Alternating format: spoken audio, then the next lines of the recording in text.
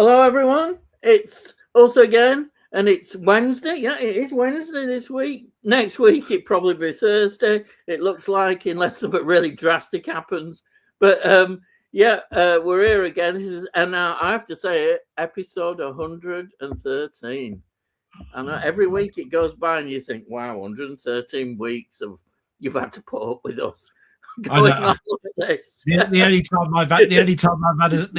I've had a streak like that is on my own channel. Yes, yeah. This is what we do every week, and you do yours with your blog every week. No matter what, we're here, So thank you always, as Delboy, for being here, and I'll just always ask. I know we've talked about it just before I came on, but I will say it because it's what we do every week. I always say, "What have you been watching?" Yeah, and I have to say with my I mean, it's going to be a bit of a weird night, everyone, and I do apologise because my mum's not been very well, and of course Scotland play tonight as well, but.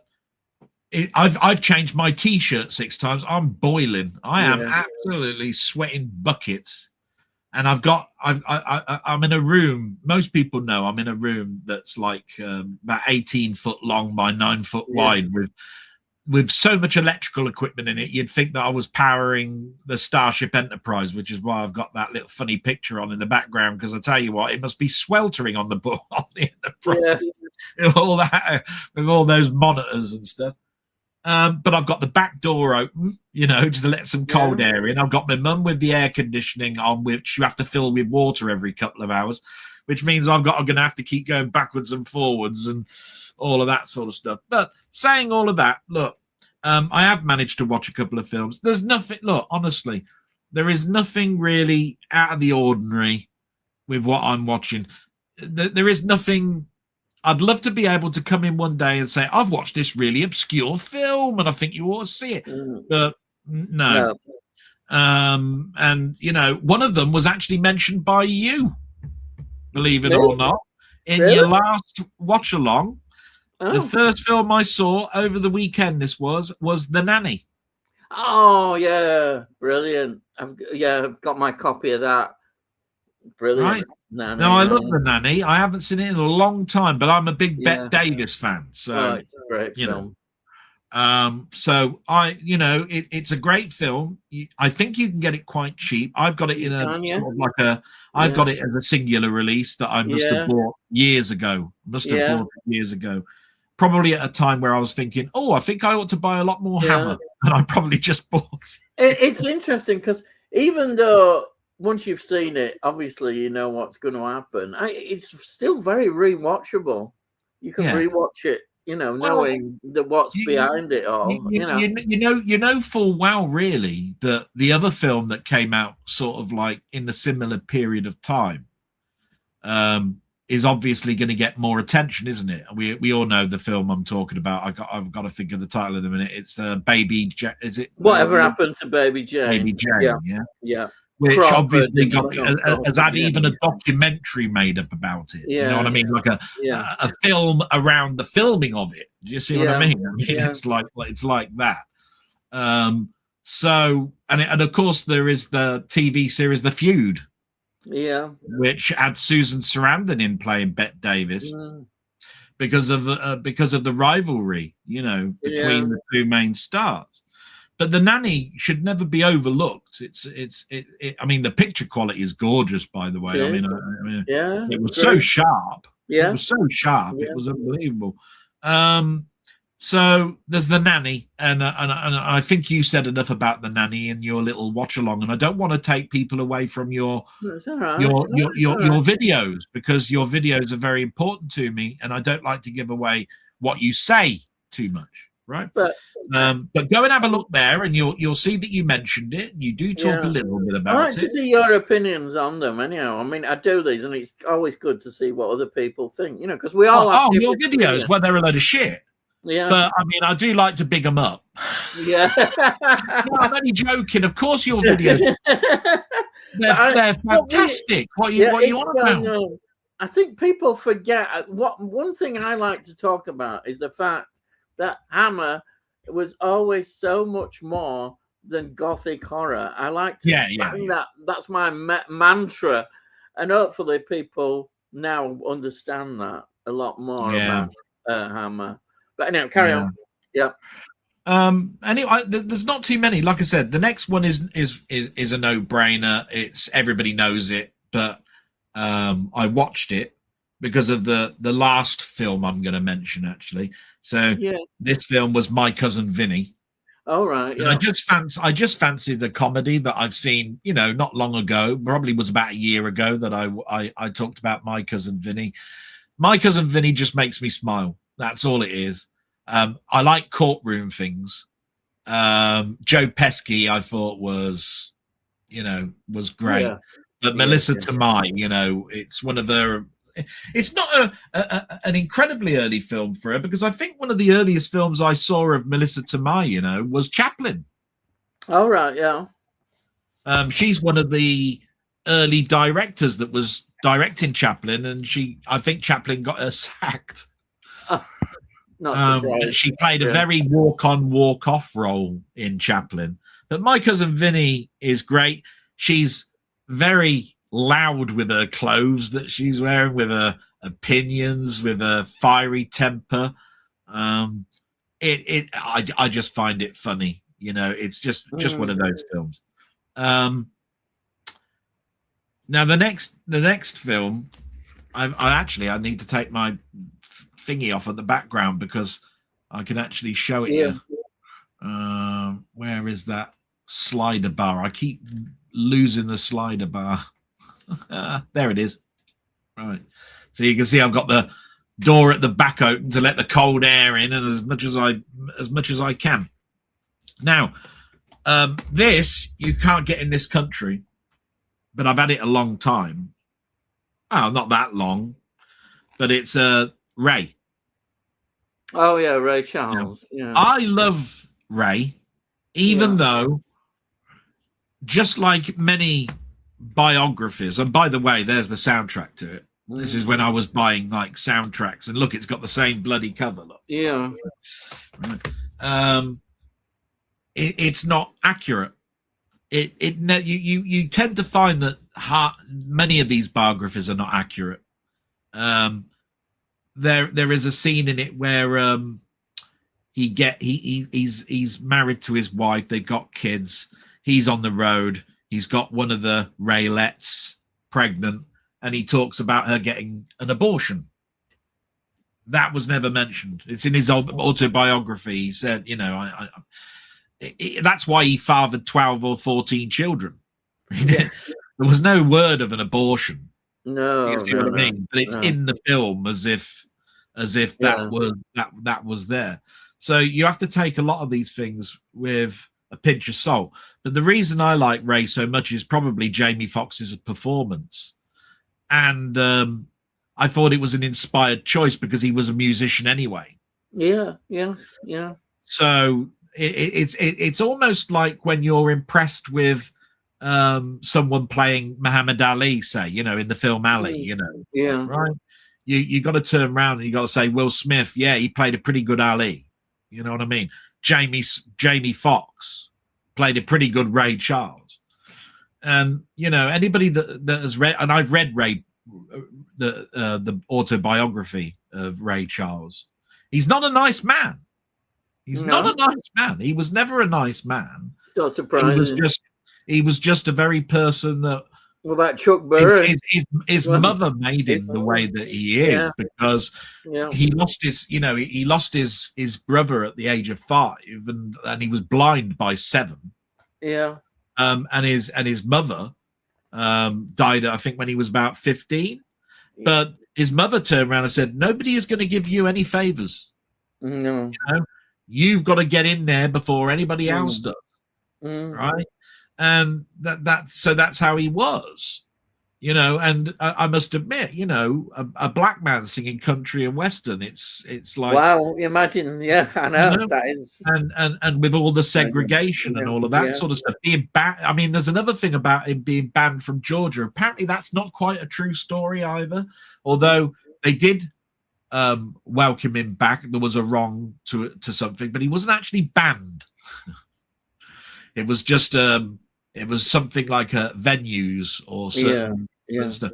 So that was made out bigger than it actually was. But then again, I mean, I don't know how much you know about Ray Charles, but I love songs like Georgia on My Mind and The Mess Around and all of that sort of stuff. And it's weird how he was, it's like anything, like James Brown, Godfather of Soul and all of this sort of stuff. How you can pigeonhole someone.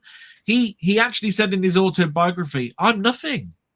I'm not a master of anything. I'm a sort of like I just do a little bit of everything. I like blues, I like rock and roll, I like country and western, and I listen to he takes the lyrics and then he puts his own interpretation on it, and yet everybody was saying that he was a sellout, you know, because he was doing all of those, you know, the mess around and all of that sort of stuff.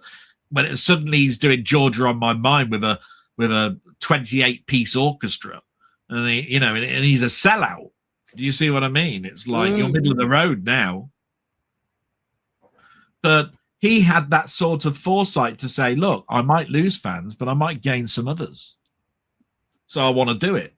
Yeah. Great. Yeah. But it's just amazing how many people tried to rip him off because he's blind. Yeah. Yeah. You know, he insisted on being paid with dollar bills because he can count dollar bills. You give him a $5, and he doesn't know what the hell it is.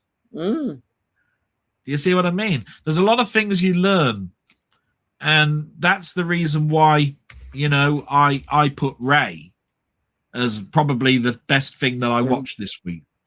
But it's one of those sort of like, give me a bit of courtesy on it a little bit, because it's not the best film in the world. But when you consider what I've watched, it probably stands out like a beacon. Do you know what I mean? But yeah, I'm very moved every time I watch Ray, and I just get involved. I don't know enough about this, but do you think he was an inspiration to Stevie Wonder? Well, he hung around with Quincy Jones, so I would say, yeah. Quincy Jones was 14 when he met Ray. Yeah.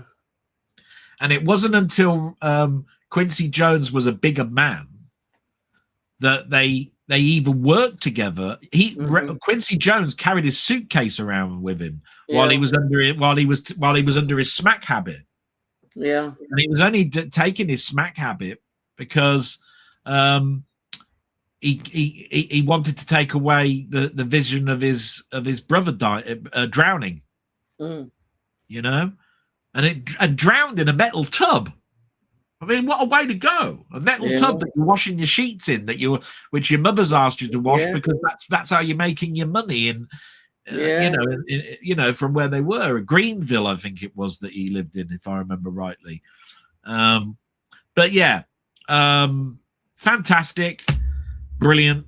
And then I watched the Sam Raimi Spider-Man trilogy because I want to get through all of the Spider-Man films before the end of next month. There's not an awful lot to say about the Spider-Man films that haven't already been said a million times. The first one was how to make a superhero film at the time. The second one was, oh my God, you've even gone better than the first one. That's unheard of. And the third one was studio interference, and what a pile of, you know, and a lot of people were very disappointed with it. I just find it a very muddled thing, the third film. I don't think of it as half as bad as what people say, you know, but it's nowhere near I mean, when you consider how big the second film was with Doc Ock, you know, I mean, Dr. Octopus, it really was sort of like the candles on a cake type thing. Do you see what I mean? The first film was great because I like the first film because it's the Green Goblin, and the Green Goblin's my favorite villain. It's amazing how many people wanted the third film to succeed because it had Venom in it. But I'm a Spider-Man fan from the very first comic my dad bought for me, and it was like 1973. So you got to understand there was no Venom. Do you know what I mean? Venom came around much later. I mean, there was 300 issues of Spider-Man before you get to Venom. The Green Goblin is a far superior villain because he's mental.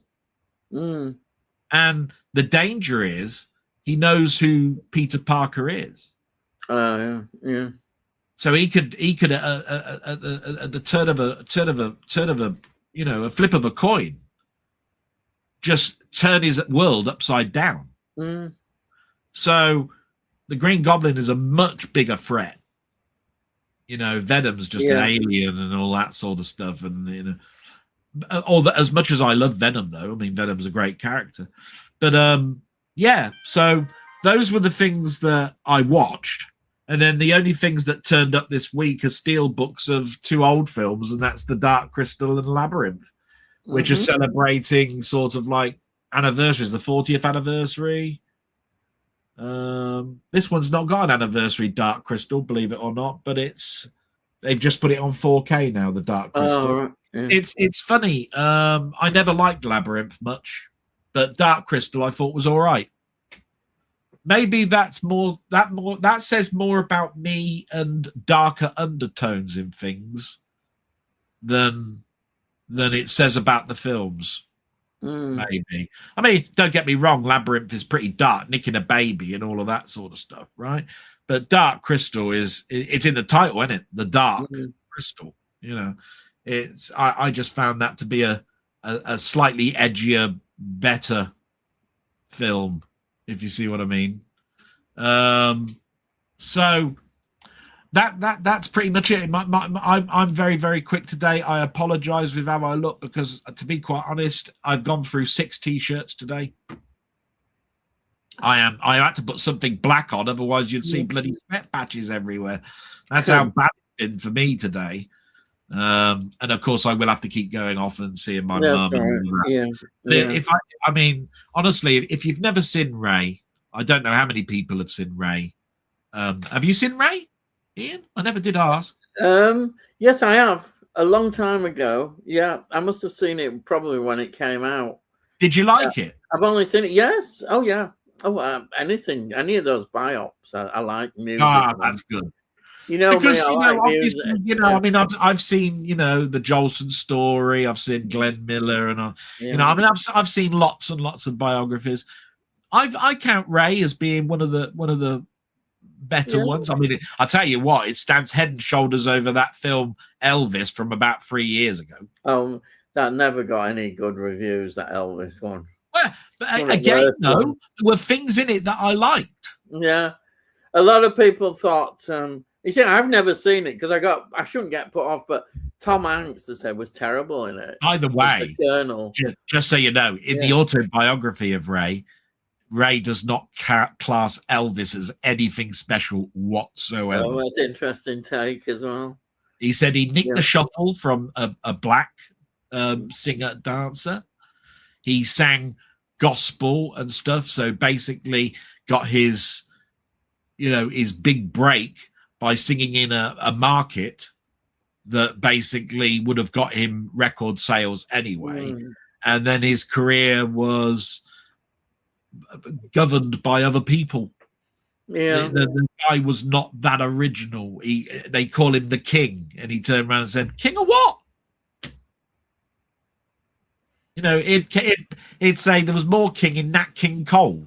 Yeah, you can sense the way you've done it, that bitterness there, can't you, about himself?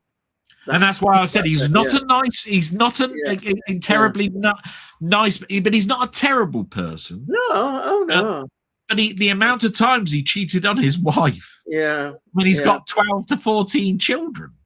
Yeah. Yeah. And when he died, by the way, he left a trust fund of 500,000 to every one of them.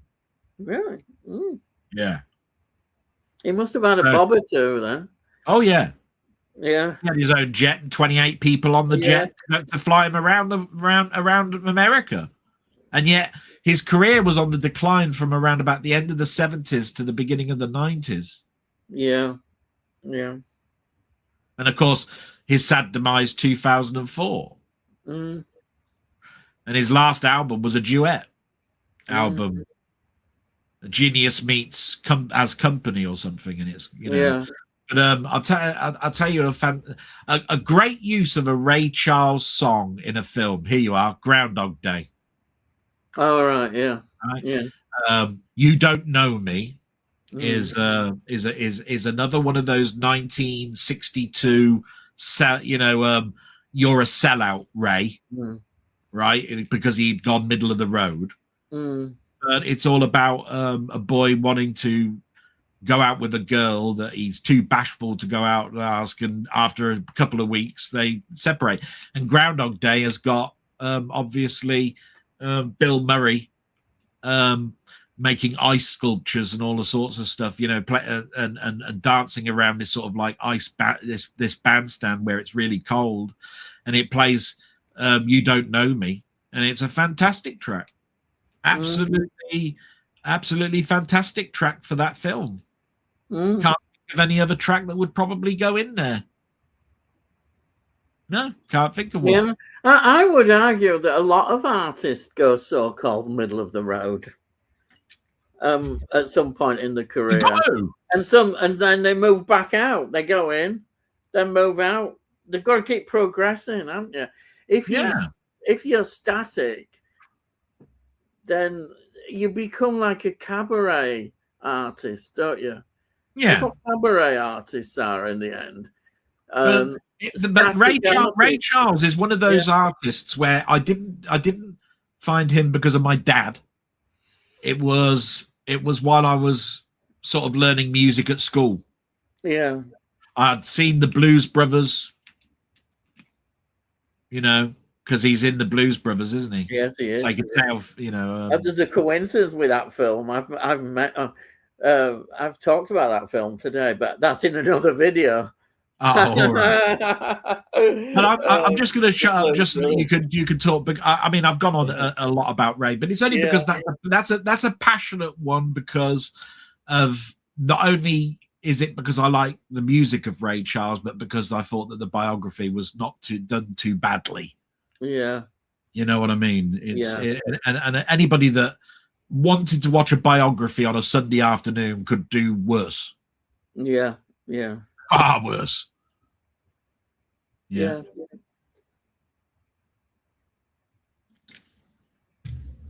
Over to you. Okay. I've only got 3 films. You'll be pleased to know. Everybody's thinking, thank God. What do you mean I watched more than you? It looks like it. So let's see. I'll start with this one. This one is from 2011. It's called You're Next. It's directed by this Adam Wingard, who's perhaps the most famous films that he did are The Guest. The Guest is a great action film, and Death Note, 2017. If you're into Godzilla and King Kong, he did a 2021 version of that. So that's the director of this. It's got, let's see, actresses that I don't really know much about, but they're there. They're new. Shavini Vincent, Nicholas Tukey, and Wendy Glenn. This film is one of these films where even though I've seen this a few times, I know the plot twist.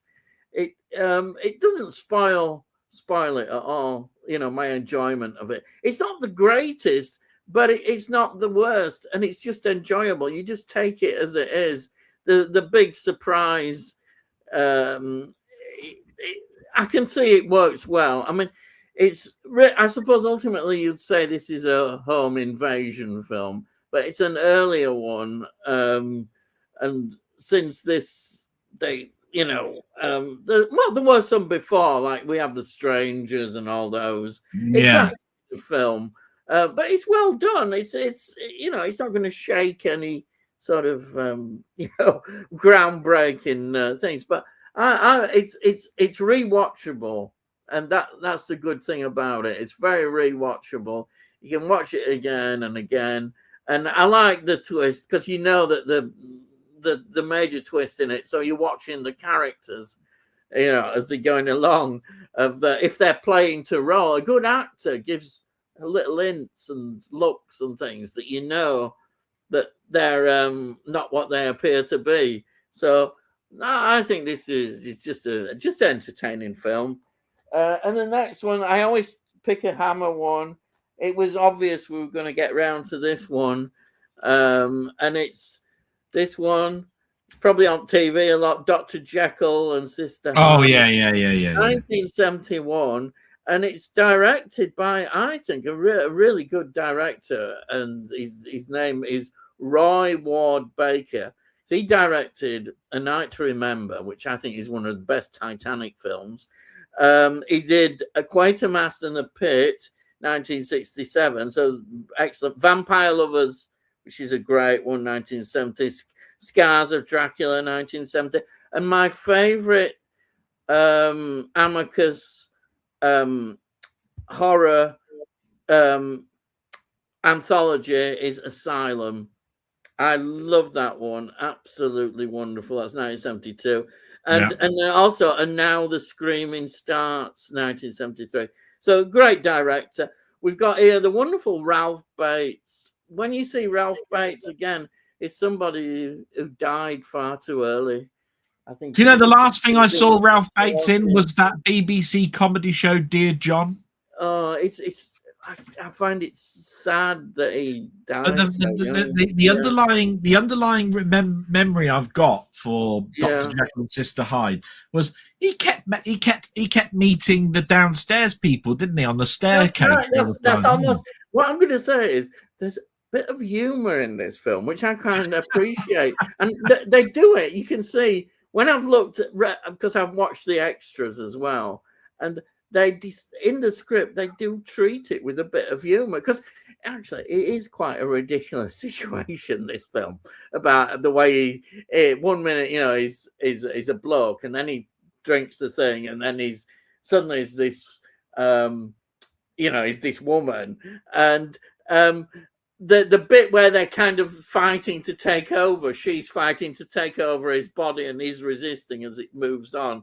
It's quite an interesting concept. And there's the randy old professor, which there's the professor, and all he seems to do, not do much research. His research is in sort of in Whitechapel with all prostitutes and all that, a bit of Jack the Ripper atmosphere we get, because we get that in here. They bring sort of Jack the Ripper, but this is just one of those films that you just can't help but enjoy, that Hammer did, and it doesn't take itself really that seriously. There's a very light touch to it, and also I must there's a character in him which I love, and you know him as well, Philip Maddock. He's in this one, and we know him from Doctor Who, of course. Games, and our famous one, of course, is Brain of Morbius. Who can forget him in that? But also, I like to remember him as well as the German captain of the U-boat in Dad's Army. You remember the Deadly Attachment episode with the German crew? And that famous line, "Don't tell him, Pike." He's in that, and it's really good to see Phil Manor. He's playing this. Dealing in bodies. He works in the morgue and passes on the bodies and that. But overall, this film, you can't help but love it. And then finally, I've just bought this, and I watched it this week as well, because I realised I didn't have it in my collection. And I thought, why haven't I got this?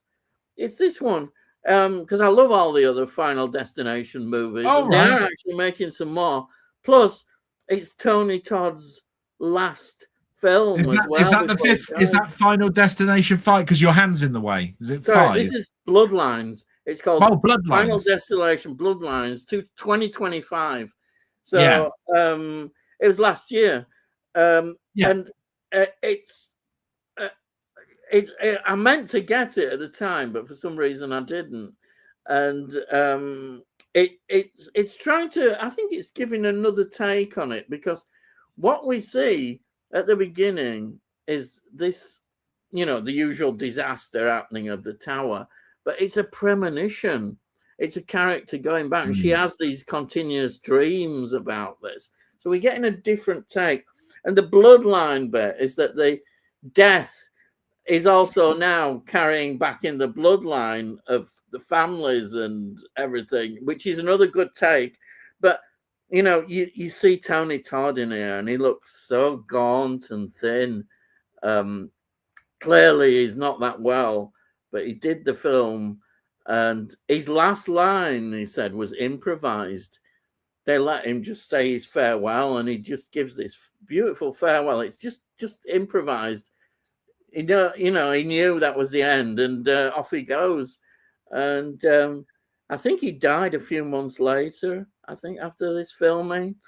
And he was such a big part of the series. And the wonderful bit, what I loved, is that in this, going back to the 60s, there's this young little black boy, and it's Tony Todd's character. This is where he's right there. He's in the tower. He's one that's saved. He's saved. And it's wonderful in this premonition, this Tony Todd's character. So I love that way they did that and linked him in with his whole storyline. Absolutely fantastic. And they are making another one. I don't know where they're going to go with it. I don't know. I was going to say, where'd you go with Final Destination now? I thought the last one that got the end, because that there is the Final Destination where it goes right back to the plane that crashes. Yeah. That was the last one. We go right back there, but this one is a good. I think it's good. But where do they go after this? I don't know. It'll be interesting to see. It is a series of films that I like. I really enjoy these films, but I just wonder where they're going to go. If they're going to stay inventive and fresh, I don't know. It'd be interesting. So I'm looking forward to. So I take it we don't know too much about, although they've probably told you, oh, we're making more. They haven't told you much of a synopsis of where they're going with this, I take it. There's been no leaks from the, but they definitely say they're doing it. I think they've got the scripts and everything, but I don't know. I think they're going to take, there's two of them, these two that are very much involved, these two characters, they're both direct together. And they're very passionate about it. What would you say was the weakest Final Destination film? That's a good question. Is it the 3D one? Yeah. Actually, the problem with 3D ones is that they sometimes so obviously trying to show the 3D, aren't they? It's almost but what I was talking about in regard to the 3D version is because of that the story is probably the weakest, because they just tried to put too many shock things. I think the 3D one was the one set around the racetrack, wasn't it? Yeah, that's right. I knew it would be that one. I was trying to think which it was, because I don't rate that one as much. That's where things like engines. That's where things like engines flew through the air and smashed. Yeah, that's right. You've got it. But I like the fairground, the roller coaster one, and they're really good. It's a nice series. I like to see more.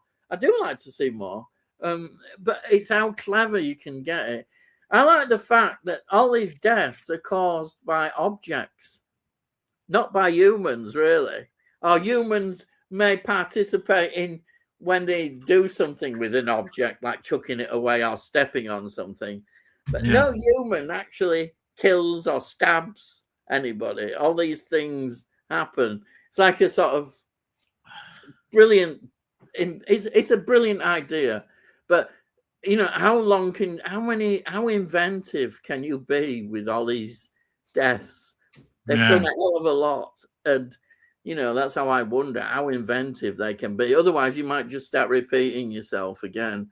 And one of the things is that they've always been very fresh, and this one surprised me that it's still very fresh. But I just wonder, and of course now Tony Todd has gone. Why don't if they're going to do it, they need to totally revamp even from this. Yeah. They need something else, or maybe, but they won't because this was successful. They need to stop. But you can also argue that. But it made a lot of money. Yeah. They can carry on making them. So anyhow, that's me talking about that. But I'm glad I got it. It was quite cheap as well. I just picked it up. I think I got the steel book of that, if I remember. I think I got the steel book of that, if I remember Yeah. rightly. It was during that time where everything was steel books, so I probably bought it. Yeah, yeah. It's a nice series. I really enjoy it. But we'll see what happens. So let's have a look. Oh, we have got quite a few comments. So yeah, I was going to say I'm going to have to go and check on my mum. So let me just right. So we've got Sai. I'll be back in a minute. Okay. Evening gang, Sai says, and then we've got here Jamie Muckman. Good evening, Picard and Crusher. Thank you very much. Oh dear. What can I say? I like Dr. Crusher. She's one of my favourite characters. And then Don't Sub Gaming says, hello, lovely people. Hello, welcome. And then we've got Jamie saying, evening, Sai. And Sai saying, hi, Jamie, and Don't Sub. And Muckman says, hi, subs. Had to change my settings again to see your comments. That seems to be happening. I don't know why. And then Don't Sub Gaming saying hi. And then Don't Sub Gaming. I did watch an unusual film yesterday. It's called I'll Never Forget. What's his name? Oh, interesting title. And it has Oliver Reed and Orson Welles. Have you guys seen it? No, I haven't, but Oliver Reed's always fascinating to watch. And Orson Welles, I'm always fascinated is how long his appearance is in these films, because he doesn't seem to have big appearances. They're all sort of cameo kind of appearances. So if he's got a lot of screen time, means he had to probably do a bit more work. Oliver Reed, I absolutely think he's great. You could just sit and watch Oliver Reed all the time. You know, great actor he was, absolutely wonderful. Really enjoy what he does. A varied amount of work, different types of films, and great. Yeah. So yeah, thank you for that comment. And then Sai says, I never seen it, Don't Sub. Was it a good watch? And then we've got, here is Tony Yorks. You haven't had the insults, you've escaped at the moment, but I'm sure he'll come back in. Tony says, good evening, Ian, Delside, Jamie, and Don't Sub. And then Slipknot says, hello. And then Tony says, hi, Slip. And then What My Movie says, evening, Tony. And then Sai says, hi, Tony. And What My Movies, not seen it, subs. Right. And so I said it was weird, but in a good way. Well, that's not bad. Being weird.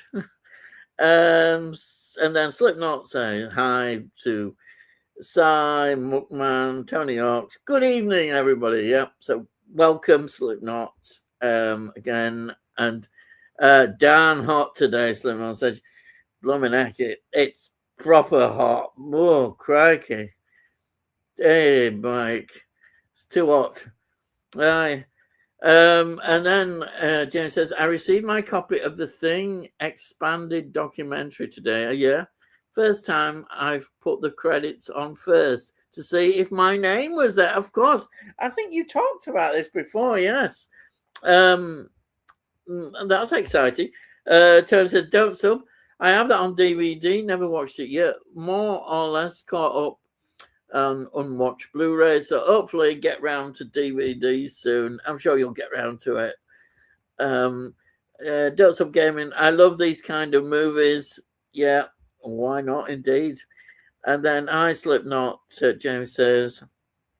And then Sai says hi to Slipknot. Slipknot says, hey man, to Don't Stop Gaming. And then Don't Stop Gaming says hello to Slipknot. And then Jamie says, I watched Lawrence of Arabia again on Sunday. What a film! It's just epic in every way, from the visuals to the performances and music. Incredible. I think a lot of people would agree with you on that. It's an amazing piece of filmmaking from the 60s as well. Absolutely looks beautiful. Absolutely beautiful. You can't really complain about that at all. And I think most people would agree about it being a special kind of film that if you look in the history of filmmaking, you'll find Lawrence of Arabia in that mention. Oh, Steven Spielberg talks about Lawrence of Arabia so much, it's unbelievable. But it's an important film in that sense. It's got in the history of film a lot of significance. Well, I think I talked about it at length when I got my steelbook of it, even though I've seen it. Yeah, it must be one of the most watched films.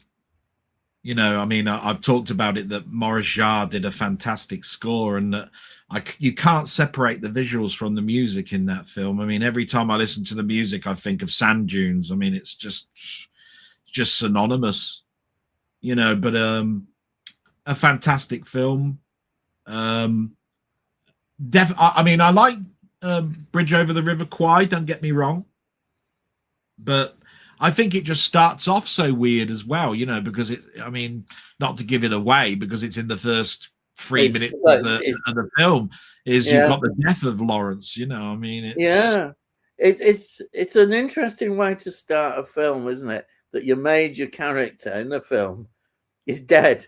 You know, he dies in an accident. In a road accident on a bike, isn't it? Yeah.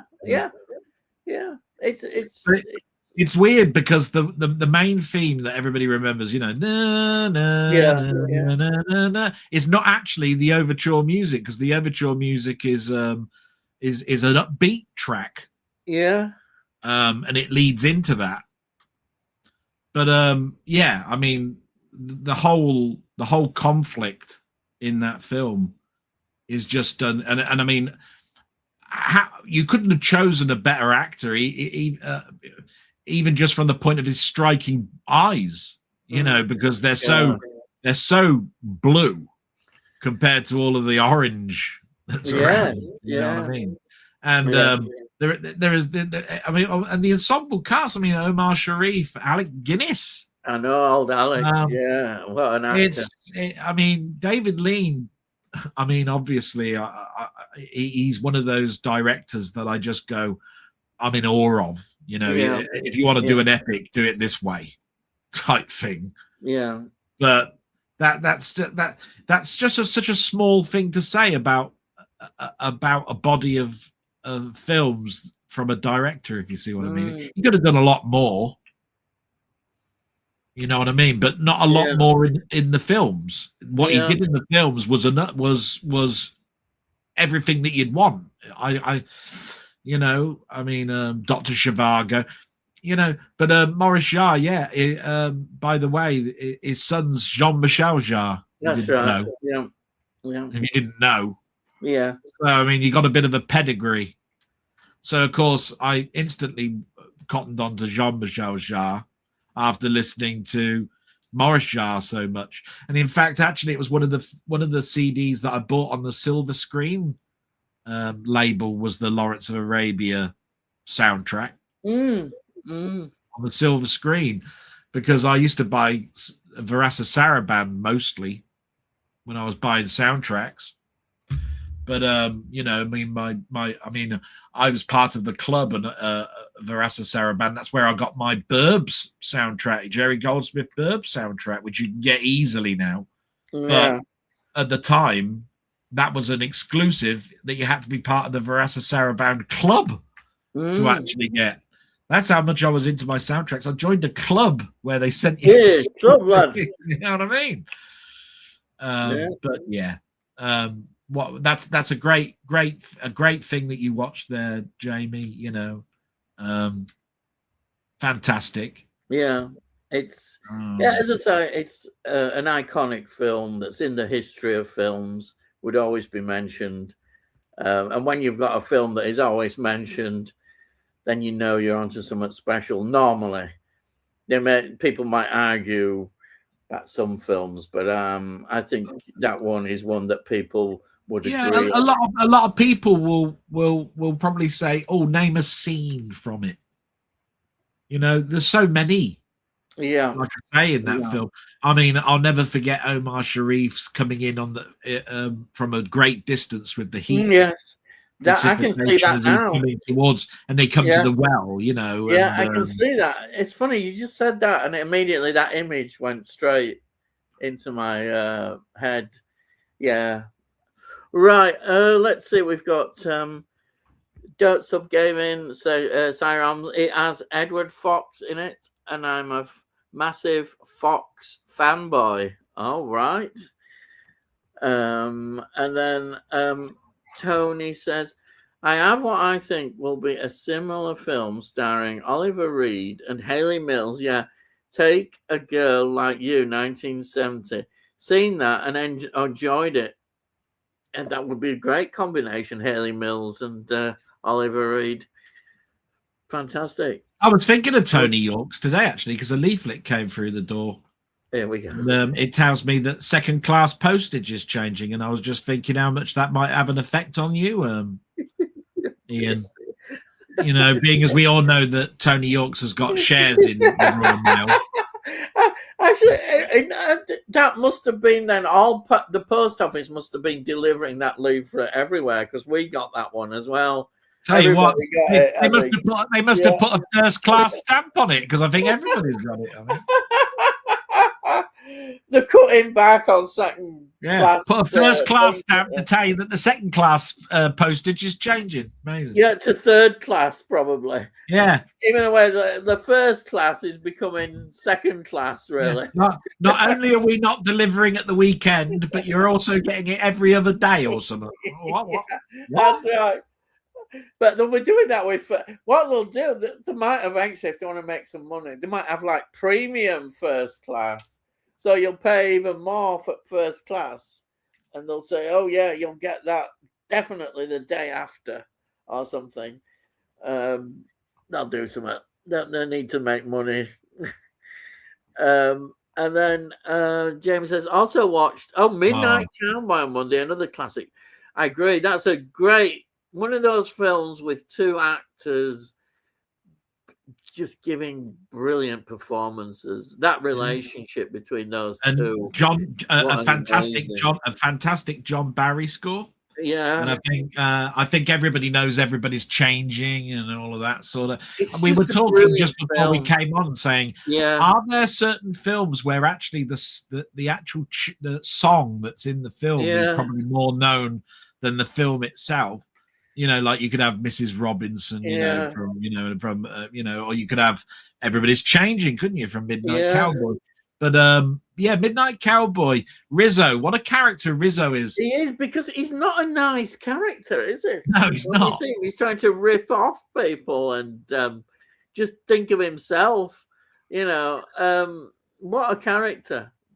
Hoffman was on fire, wasn't he, at that early period? I don't think he could do much wrong in the early 70s, could he? He just keeps putting those performances in.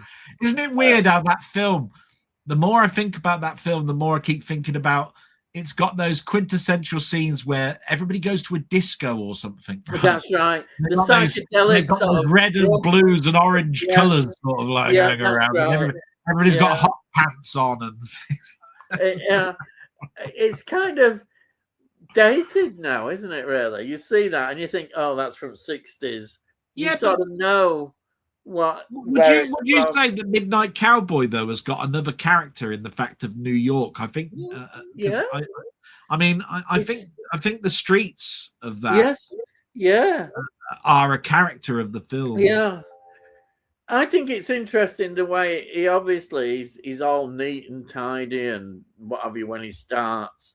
And as he's going along, he's getting more and more disheveled and more and more. New York, isn't it? It is New York, isn't it?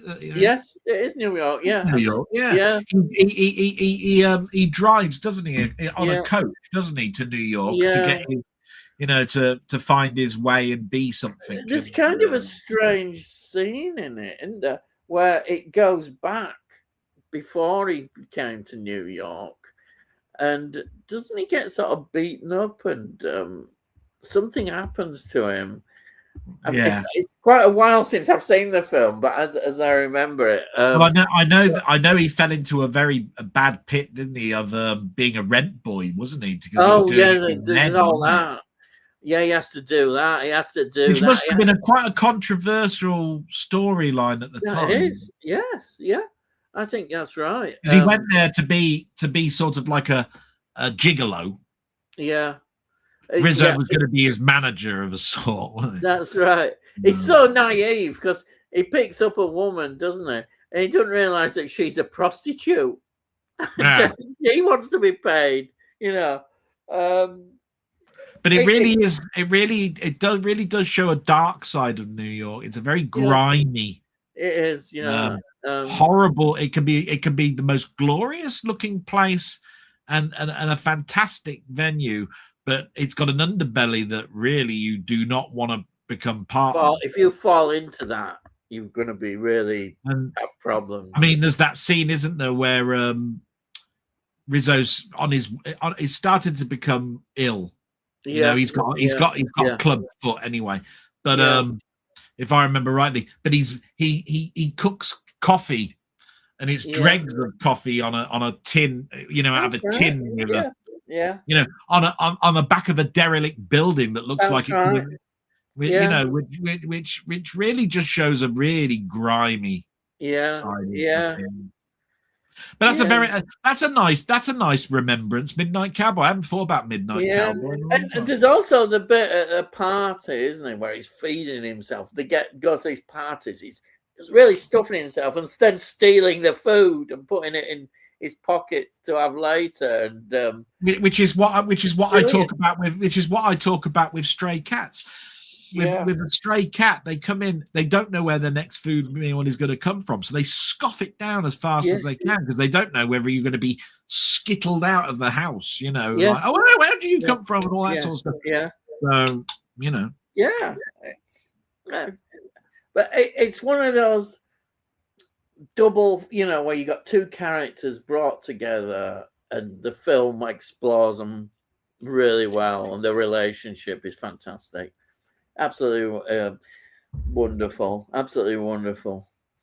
And then deserved of an accolade. Oh, definitely, it's a film that deserves that. Yeah, I can't imagine anybody having a bad word to say about that film. Some films, a film that I probably saw with Moviedrome. Yeah. I saw a lot of films through Moviedrome. Andromeda Strain, Phase 4.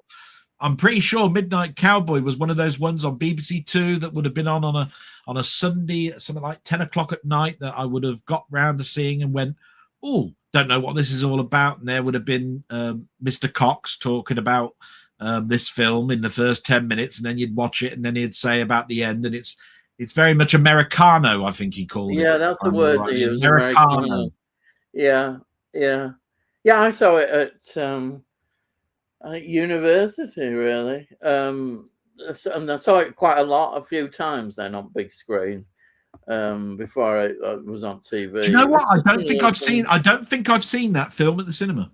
No. Oh, it looks great, absolutely wonderful. But I didn't see it on release, obviously, because I was only I'd be. I wonder, is that a 1:85 ratio film rather than a 2:35 ultra wide film?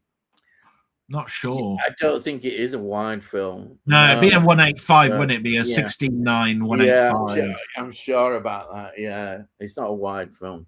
Is there a 4K of Midnight Cowboy? I don't know. It's some. I've only got a DVD of it. I should get a. I think mine's Blu-ray. Yeah, I should upgrade. I don't know whether is there a 4K. There might be a 4K of it. I don't know. Might be. I mean, who did it? Was it Columbia? Was it who did Midnight Cowboy? Could be. I don't know. I think it could be. It could be Columbia. I don't know. Because I'm sure it's had a 4K release. Must have done. It's just that I do know that there's those Columbia box sets, isn't there? Volumes 1, 2, and I think it could have been in part of that set or something. It's where I got my Starman from. Do you remember? I bought that. So they haven't been they haven't released them then single releases yet. Then Columbia, they still. That's the thing. They always turn around and said that these films you'll tend to find are not going to be released as singular films, but then they have, but not necessarily in this country. Like I didn't get the Columbia box set Volume 1, right? I thought, oh, I ain't got 200 quid, right? But it had that Tom Hanks and Madonna film on it. League of Their Own. Yeah. And that was not on a singular release. That's a Penny Marshall film, by the way. But I really wanted it, but you can only get it in the States in 4K. Yeah. And so I haven't got it. No. Oh well. Yeah, but I'm pretty sure that have they stopped doing them now? I haven't seen. I don't know. The last one I think was the 4th release, and I don't remember seeing anything else. I don't remember much about these. I remember Columbia's under Sony, and Sony changed their distribution, didn't they? Yeah, when I think they were doing it, and then they stopped. Hopefully. Yeah, I'll be surprised if they've stopped. Actually, right. So we've got. I'm pretty sure that Midnight Cowboy isn't a wide scope film. I think it's 185. Tony says, years since I saw Lawrence, and then on DVD. Should give it a rewatch, as I got a Blu-ray of it recently. You should watch it, Tony. Well, they've had an anniversary, haven't they? And the Steelbook kept being sold out, and then they kept re-releasing it. That's right. They did, yeah. I saw that, yeah. Horrible cover, really. It wasn't a particularly great. And we've got some gaming. Ian Dell poking fun now, but no offense meant.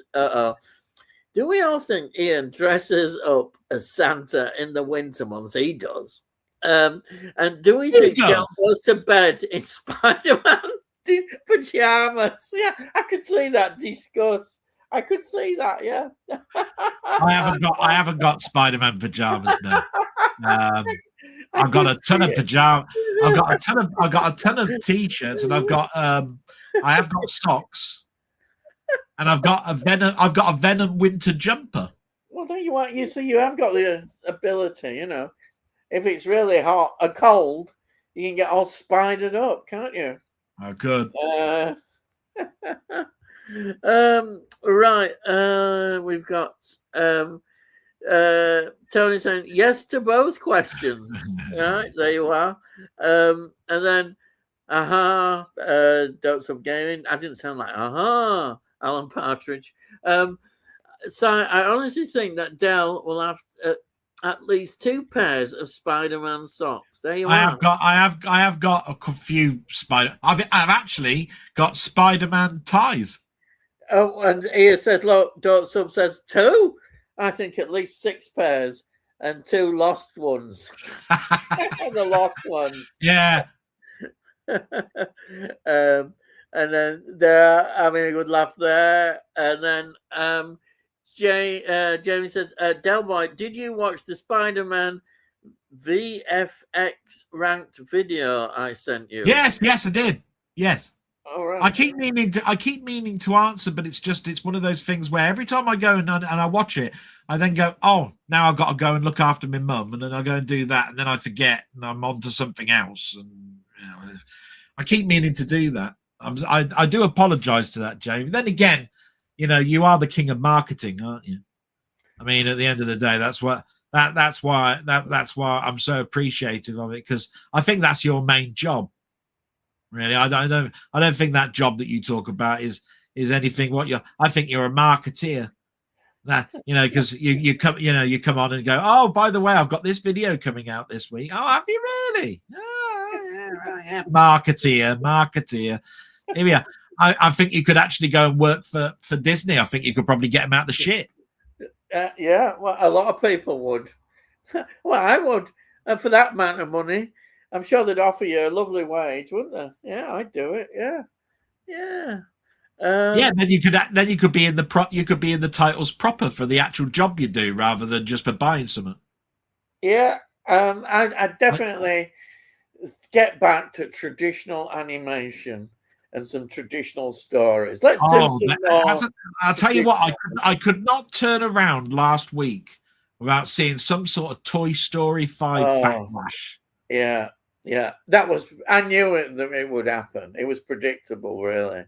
You could have bet your life that it's going to get slagged off. I've not seen it, so I can't make my mind up on it. But well, the gist of it that I got was that it was the perfect trilogy, right? 3 films, and then the 4th one came along, and it wasn't bad, but it was middle of the road. And the 5th one is the first one without Lasseter involved, and Lasseter is the person who set up Pixar in the first place.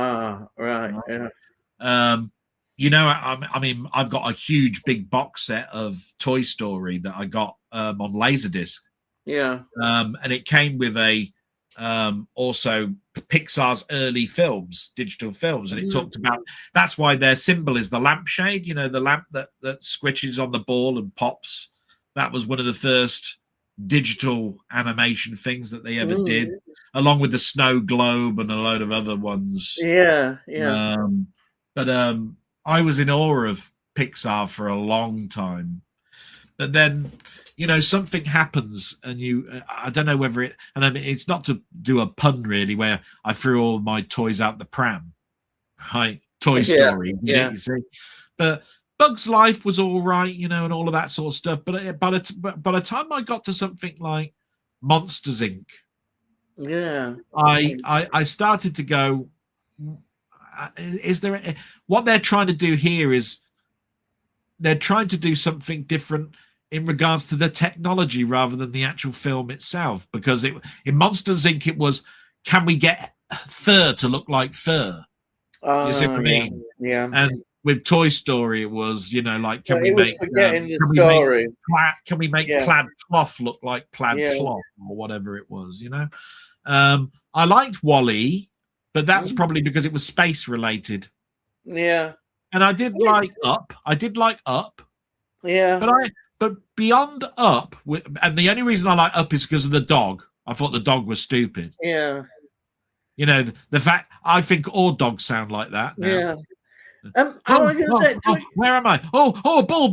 Let's go get the ball. I think that was marvelous. Yeah. Right? Don't you think the premise of this Toy Story 5 sounds good? I thought. Yes, because it sounds a good idea. Does electronic stuff suddenly? It sounds a good idea. So why? But isn't Taylor Swift involved in this in regards to the story? The story. Really? And I just went, that's an alarm bell. Where did you get that? Where did you get that from? I think it was Commode. I think it was Commode. Was it? What did he think of it? Oh, he didn't like it. No. It's a shame, but I'll make my own mind up. Oh dear. Oh well. But I said, I think the idea sounds really good. But yeah. And then Subs laughing. Delboy is currently wearing Spider-Man Grundies. Oh, I heard you mention Grundies. Yeah, God, I hadn't heard that word for ages. Grundies. Well, I'm not going to prove it. And then James says, I think Ian has his curtains shut. Pardon? No, I don't know. We've got blinds and got curtains. And then have you got a set of Ray Charles? Blinds. Blinds, yeah. Oh dear, yeah. I bet that Dell has a set of web-style Nerf guns. Shall I tell you what? Back when I was really buying the comics, it must have been early 90s. I really wanted from the States a set of web shooters that you put string. You actually strapped to your arm and you put a small canister of compressed silly string, and then you did the motion with the two fingers, and it sprayed out. And I did manage to get one, and then I think I gave it to I think I gave it to my nephew, and I don't know what happened to it after that. Mm. Sad that. Yeah. I did have web shooters through all sorts of different times. I had one which had a spring-loaded sucker, you know, like you have that sticks to glass, you know what I mean? And a string came out. It was just a spring-loaded arrow, really, that came out of your wrists. But do you remember? I used to get these because I used to have a cowboy thing. You used to dress up as a cowboy and have your holsters, and you'd have caps. Do you remember caps on a string that you'd put in your revolver? Oh yeah. Wonder whatever happened to them. I suppose they wouldn't dare have them nowadays. Just as caps were going out, we had the ring type ones, you know, that looked like that had 5 caps inside the piece of red plastic, you know, that you stuck in. Oh, you know, like a proper revolver, you know, a gun, you know, that round. You know, you bought them in pack. Yeah. But then you could do the Eastwood line, couldn't you? I know what you're thinking. Did I fire any? Did they sell guns nowadays? I bet they don't. And, I got in trouble once because after that, they started to sell. Do you remember those crystals that you used to come in little pieces of tissue paper that when you threw them, they sparked, they blew up? I don't remember those. No. My friend threw one of those at a double-decker bus and it stopped it. Oh God! Because that's what they were. You threw them. They were like it was like crystals inside some sort of like tissue paper that was twirled up. And what you were supposed to do was chuck them on the ground, and they exploded. They went bang like this. He chucked them at the window of a double-decker bus as it was driving out of the bus depot. I had a machine gun, and it was really realistic. You'd buy it and go like that, and it was brilliant. Had hours of fun, but you wouldn't surely they wouldn't sell those nowadays because I don't even know if you can buy cap guns anymore. No, I bet you can't. I bet they wouldn't encourage them. I bet anyhow if they did. No. I bet manufacturers and can you imagine schools? I bet schools wouldn't allow it. I should think it's probably a very niche market for people that do things like fancy dress stores. Yes, and things. That's right. What about? But I bet the cowboys aren't allowed to have them like that. I bet they're not allowed. No, never really looked into it. Never really thought about it. Yeah. And what about if you dressed as an Indian? You're not allowed to have probably certain things of that. You're not allowed to have scalps on your all sorts of things like that. And then here we are. It says James says I have Ray on DVD somewhere. Good film. Need to rewatch. To be honest, well, you might dig it out and rewatch it now. Yeah, I like I said, I hadn't been back to it for a while, and I just got into I think I'll watch that. Yeah, I'm just gonna go and check on my mum again. And then so Sai says definitely laugh out loud, and says Slipknot says Venom in Spider-Man 3 was a major letdown. Thankfully, the Tom Hardy version made up for it. You know, I've never seen the Tom Hardy version. I'll be honest, I've not seen. Is that one of the Sony ones that they released? I don't know, but I've not seen that one. I've seen the other one. I don't remember it. It's something I should watch. You know, again, I've got them. I've probably only watched them once. Those Spider-Man films, the original ones, Sam Raimi. I've got those. Perhaps I should give them a watch sometime. James says, if anyone is interested in CGI and visual effects, I'd recommend the Corridor Crew channel. They're very entertaining and break down CGI scenes in movies. Oh, well, yeah, if you're interested in that kind of thing, there you are. There's a channel, Corridor Crew, Right. And then James says, I never seen any of the Venom films. I've heard they're very poor. Yeah, they're not really. I'll be honest, I didn't like the look of it, but it's not. It didn't really appeal to me. But so I've not really gone for them. And Si says, I love the part in the pawn shop with Ray Charles in the Blues Brothers. Oh yes, well, Blues Brothers. Now you're talking. Now you're talking. I love the Blues Brothers. So I'm old. I dislike CGI, but I love the old model FX. I agree. I think they look better. CGI I find too clean and soulless. But that is just my opinion. That's why in the Final Destination films are great. Seeing all the practical effects they do of all those killings, absolutely fantastic. Seeing all that, and some of them look like they're CGI'd, but the practical effects absolutely brilliant. How they do it, I don't know. I think they may put some CGI on, but it's not a great deal. And I think in horror films, it always looks best with practical effects. So says Jamie, I've just subbed to the Corridor Crew. There you are. And then Tony says, coincidence, Roy Ward Baker, Quatermass in the Pit, and this week's picture in my profile. Yes, it is, isn't it? Yeah, there we are. Brilliant film. Is that getting the special treatment? It possibly has already. I don't know. I'm not really bought any of these special Hammer editions. I imagine it will get one. Quatermass in the Pit did, didn't it? Yes, it did. It did. I'm sure it has. Yeah. Si says, Dr. Jekyll and Sister Hyde is an important film in my life. It was a film that introduced me to boobs. I'll never forget it. Yeah, actually, that's an interesting film.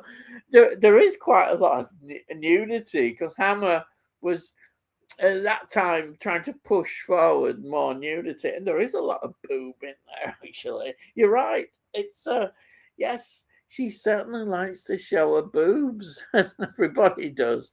Yeah. Nothing wrong in that. It's a good introduction, especially if you're a young lad. It's a great introduction to boobs.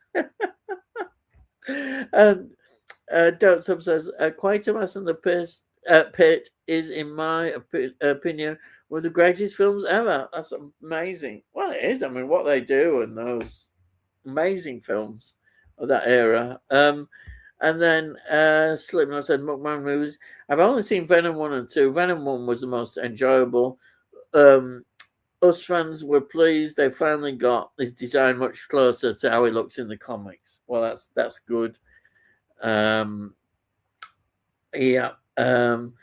then Si says, it was a nice send-off for Tony Todd in the Final Destination, Bloodlines. It was. I'm really pleased that they were able to do that, and the fact that they gave him that freedom for him to just say that. I think, they knew he was dying of cancer, and it was the farewell, and I loved it. And I love that bit, as I said in the story, tying it right up to when he was a little boy. I thought it was fantastic, and what a way to go. That's why I wonder what they're going to do now. It'll be interesting to see what they do, how the tone and everything is going to be. I mean, it is a series that I do enjoy, but how far can they take it and what direction? We'll see. And then Radiants have a decent sale on at the moment, if anyone is interested. I'm abstaining this time, though. Spent too much this month. Yeah, I don't know. I know what you mean. But yeah, Radiance is a good sale. But I think I might just wait until next one and have a look then. Yeah. The U-boat captain in Dad's Army was Philip Maddock, married to Ruth Maddock from Heidi Eye. Oh, right. He was married to Ruth Maddock. Oh, brilliant. Yes. Oh, yeah, that's great. absolutely wonderful. And then James says, I'm still to see Bloodlines. We'll see if at some point, as I like the Final Destination franchise. It is a very good franchise. That's what made me this week. I thought, oh, I haven't got that. I ought to get it. Because I love it. I really think Final Destination is they're rewatchable films. I've watched them a lot. I enjoy watching them, and I thought, well, yes, I've got to get that one, and it's worth it. It's definitely worth it. Definitely. Tony says, got all I want from Radiant so far. Not too much up and coming. I'm interested in maybe a Spanish TV horror double bill. They're releasing in a mine or two. Just ordered one of this month's releases from them. Well, that's all right. That's good. Yeah. Spanish horror and TV horror is interesting. And then we've got Cy saying, Jamie, there is a laugh out loud death in Bloodlines. I swear everyone in the screening I was in, we're all laughing. Yeah, I can say there is. Yeah, I could see that there is. And I suppose that's the good fun of when you actually go to the cinema and you see everybody having a good laugh as well and enjoying. That's how the film should be. That's what we want to see in the cinema, not the bad behavior. Tony continues, a French drama thriller called Solo, 1970, set during disturbances in France in 1968. Oh, well, you probably have some good fun with that one. That sounds good. Radiance. He said a month or two. Yeah, that's all right. And then Sai says, I'd love to get a Final Destination film about the origins of the visions and what or who is behind them. Well, you need to let them know. That would be interesting. It would be. There is a lot of room still down, I'm sure. How they're going to take it. But yeah, that would be interesting. There is definitely a lot of things that they can still do, hopefully. I hope they do a good job, anyhow. Interesting idea, Si. And my sense paid off our Canada holiday this week. It stung a bit. What did? In other words, it cost a bob or two. Yeah. Did that creep into your I'm gonna retire before I'm 75 pension fund? Yeah. A bob or two. I don't know what the exchange. I still remember that video. He said, "I'm going to retire early. I'm seriously thinking about this." And he goes on more holidays than than Judith Chalmers. You know what I mean? Well, he wants to see the world, I suppose. He can't Oh dear. Well, there's a Yorkshire man that would say, "Make your bloody mind up, man." Anyway, what you want to do is you want to go to Canada and go on a long road trip and get lost, and then end up in a horror film that they're making about somebody lost in the woods. I thought you were going to say, "Get lost and don't come back." I thought that's not very nice. Say that. Yeah, I thought that's not very nice. I wouldn't say that. I just thought of I mean, Canada, they all go to film in Canada, don't they? Everybody goes to film in Canada. It's easy to film in Canada. By the way, how's Canada doing at the moment? I don't know. Their game's on at the moment. The World Cup. I don't know. Their game's on right now, isn't it? Yeah, I don't know. Well, it'd be nice if they do well, the host nation. If they can manage to just get through to the next round, it would be nice for them. Yeah. Even if the manager isn't, we won't talk about the manager from them. And then never knew Philip was married to Ruth Maddock. No, I didn't know that. That was news to me. Definitely. He didn't appear in IDI. Then that's one thing I've heard of. Sai says, Jamie, it would take the franchise into a whole new direction. that's what it needs. It can keep renewing itself. I think it's some good ideas. And Si says, yeah. Whereabouts in Canada are you going, Jamie? Right. You could meet Neil. Perhaps you're going to meet Neil. He lives in Canada, doesn't he? Two of my favourite friends are in Canada. There's Down the Rabbit Hole, Keith. Yeah. And Robert's Retro Gaming, Robert. Well, there you are. Canada's a popular place. And then Tony says, will you be tempted to sneak over the border into the United States of Trump, Jamie? Oh, you better be careful. Don't sneak into the border. You might end up in trouble. Yeah, you might end up in some prison. A Trump prison. Could you imagine that? You don't want that, lad. I see he was very vocal about Steimer on Monday, with his resigning as Prime Minister. He was bloody rubbish. That bloke always thought he was. Thinking about himself as well. Oh dear. And then James says, I'm working from home for the rest of the week. There's no AC in the office. It was sweltering yesterday. My house is much cooler. So I asked boss, and he said, yes, lad, you can stay at home. So there you are. Jamie's at home. And then Tony says, Tony, hell no. I'm going nowhere near US until the big fat orange one has gone. Yes, sirree. So there you are.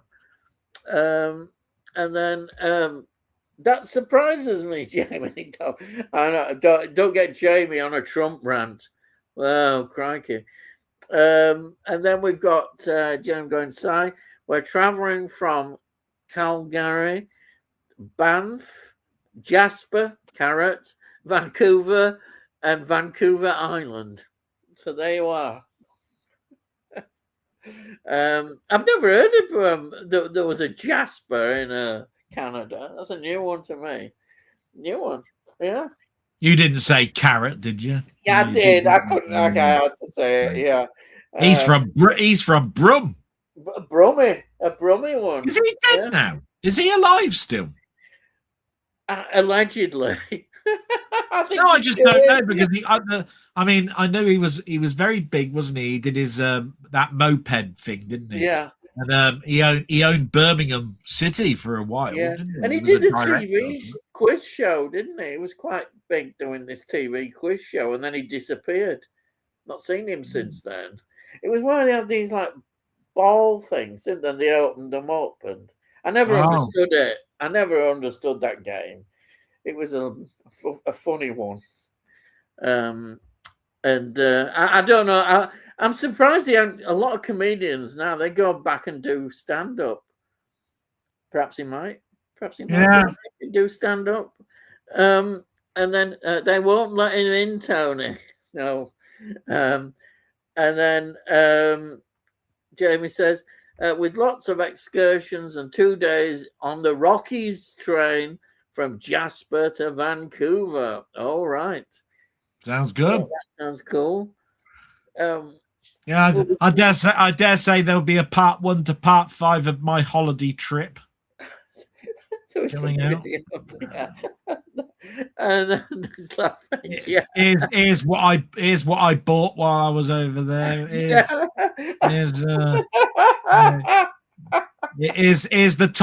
the top 10 Canadian films. Yeah. I can see the marketing for it already.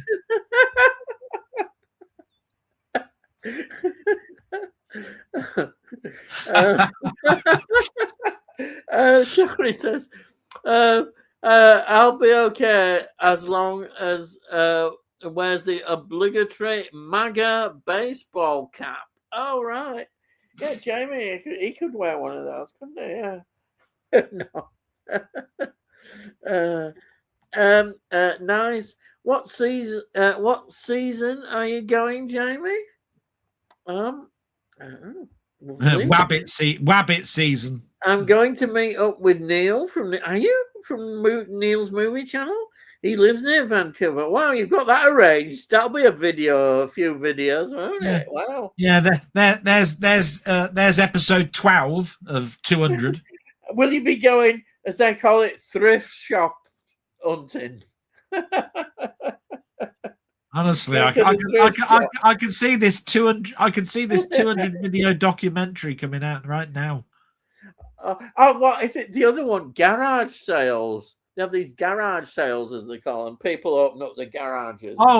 Flea market. They do flea markets, don't they? All these things. You'll be able to do all that. We'll be able to have videos on that, won't we? That's something to look forward to, isn't it? Right. And then Tony says, I was thinking he lived on the West Coast from what I've heard in his videos. I don't know which side of coast it is. Going at the end of summer, so it's not that far, is it? Hopefully to see the bears catching salmon before they hibernate. All right. I could make a joke, but I can't think of one. Well, do you remember that advert with that salmon jumping out of the water and a bear sort of like catches it or something? No, I don't know. It was like Princess Salmon or something. Right. Was it? Oh, Princess Salmon. Yeah. I think it was. I don't know. Can't remember. It was a long time back. And Jamie, that will be amazing. We'll be absolutely gobsmacked, won't we? Tony York says, will my shares in RMM go up in value with the changes? Oh, Royal Mail. Oh, yeah. Oh, yeah. I get it. The changes to the Royal. No, I'm afraid it doesn't look that good, Tony. They're you can tell they're phasing out the second class, aren't they? That's what they're trying to do eventually. Can't wait, Si. I've only had 4 days off work this year. All right, so you've been saving up. And then you've only worked. Did he say I've only worked 4 days this year? Well, I thought that. He's only had 4 days off, but you can take that as you want. And then Royal Mail. Royal Mail. Dell is sure I have shares on them. Yeah, he bloody well does. And then there he's having a laugh there. And then Si says, isn't Midnight Cowboy the only X-rated film to win Best Picture at the Oscars? I don't know. Is that you know true? That it probably is true. I'm trying to think of any X-rated film. You remember he's saying here Best Picture. It's not like has an 18 or an X ever won a category. It's actually Best Picture is the top one, isn't it? Yeah, he's probably right. I doubt if an X-rated film wouldn't be the best film nowadays. I don't think it would. Imagine, did they do many X-rated ones? They do a few, but not that many. Maybe the market. Well, that was the turn of the X-rated to being something else, wasn't it? I mean, at the end of the day. But I think I know in this country sometimes they'd rather have a 15 than an X1. Did Clute win Best Picture? Clute, I'm not sure. Might. I don't know. I'm just going to look and see if Clute won an Oscar at all. I'm not sure, I'm not sure. No. Might have done. Yes. Best Actress, Best Original Screenplay. Ah. That's Jane Fonda and Donald Sutherland. Yeah. Yes. Yeah. I know not everybody likes that one. I had some, I don't know who it was who didn't like it, but I've always thought it was a good film. I thought. I love Clute. I like the chemistry between Fonda's character and Donald Sutherland. I think it's a good chemistry, and her role she's really good in it. She's excellent. They're both really good. But there we are. With regard, this is Jamie, Midnight Cowboy.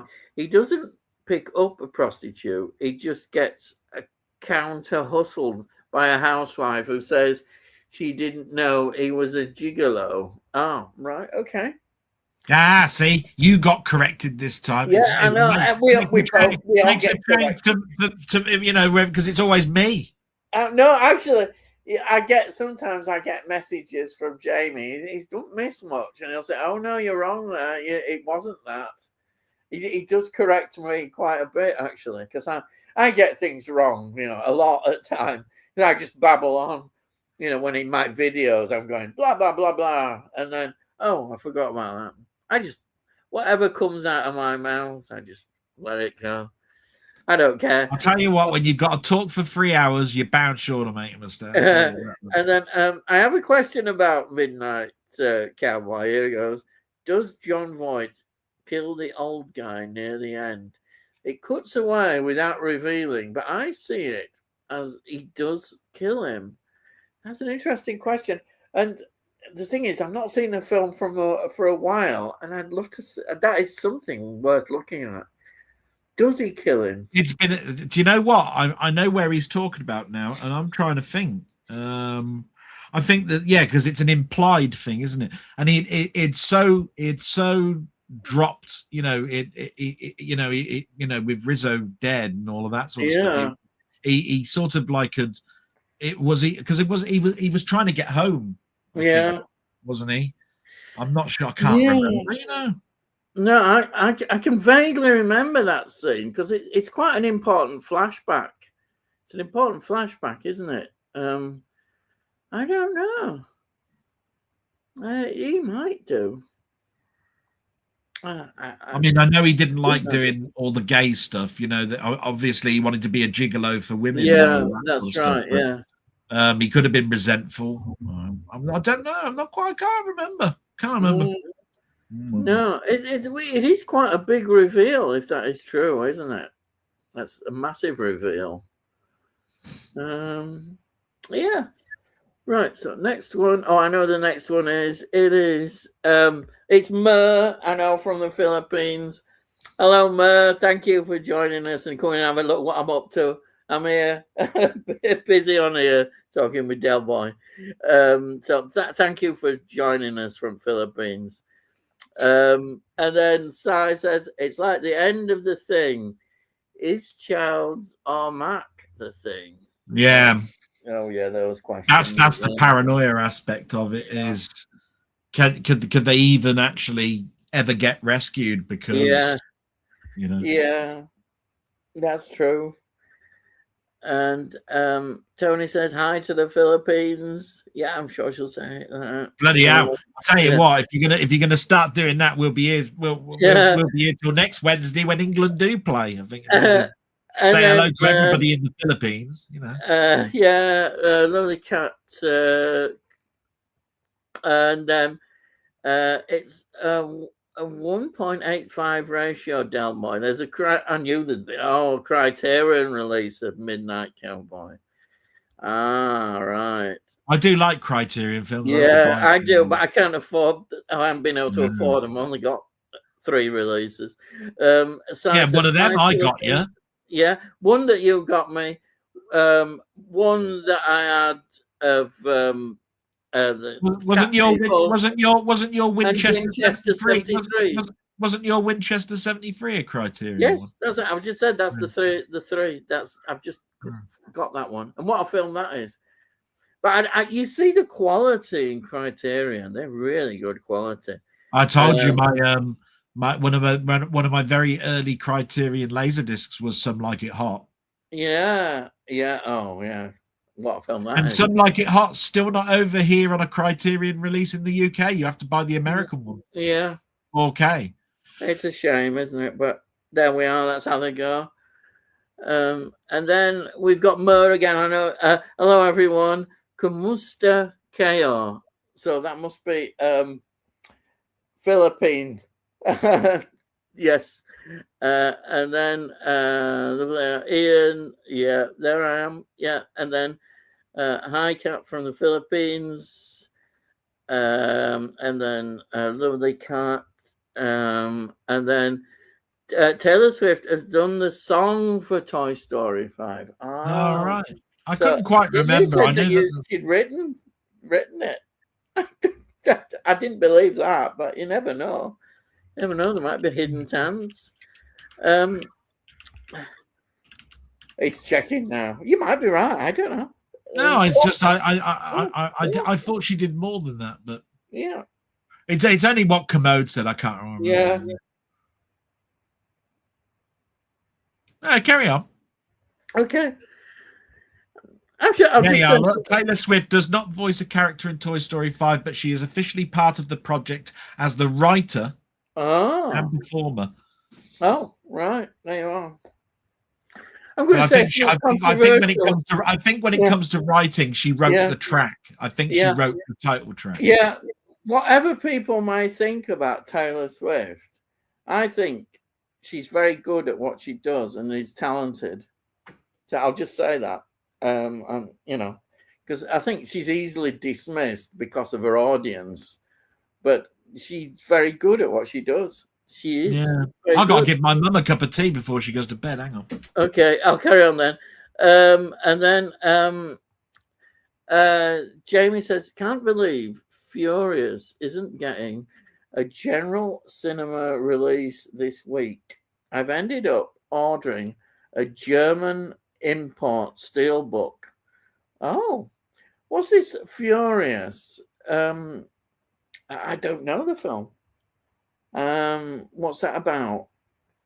I have no idea. And then Si says, Jamie, guess what?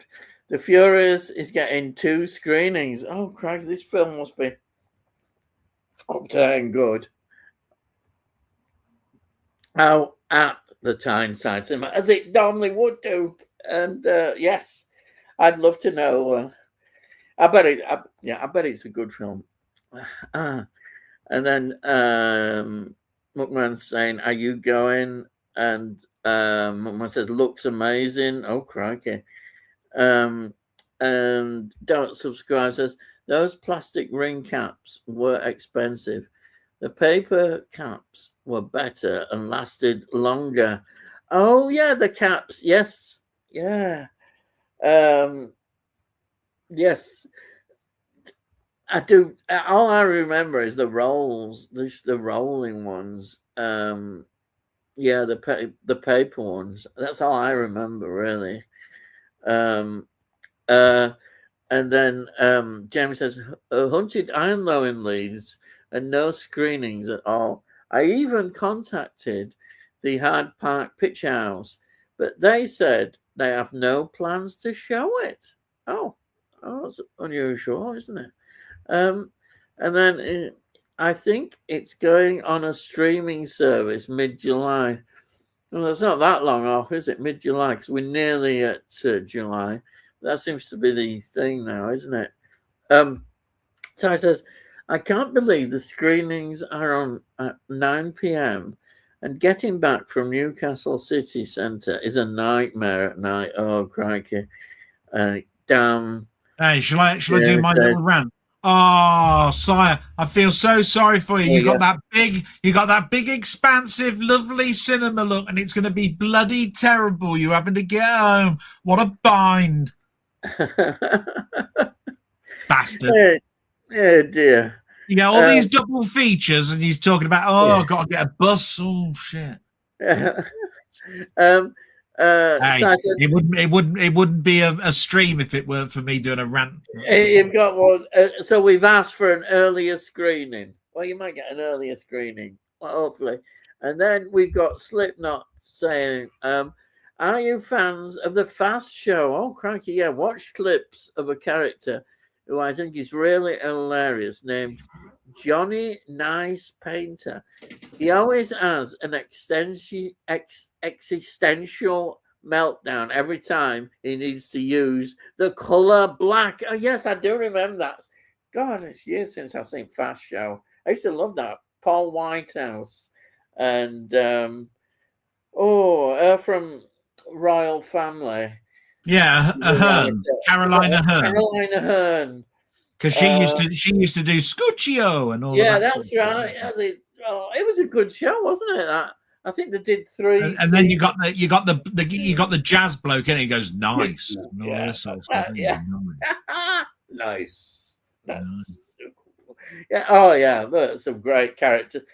And this week I'll be mostly having, and it'd say fried snail, and then he'd go back again. And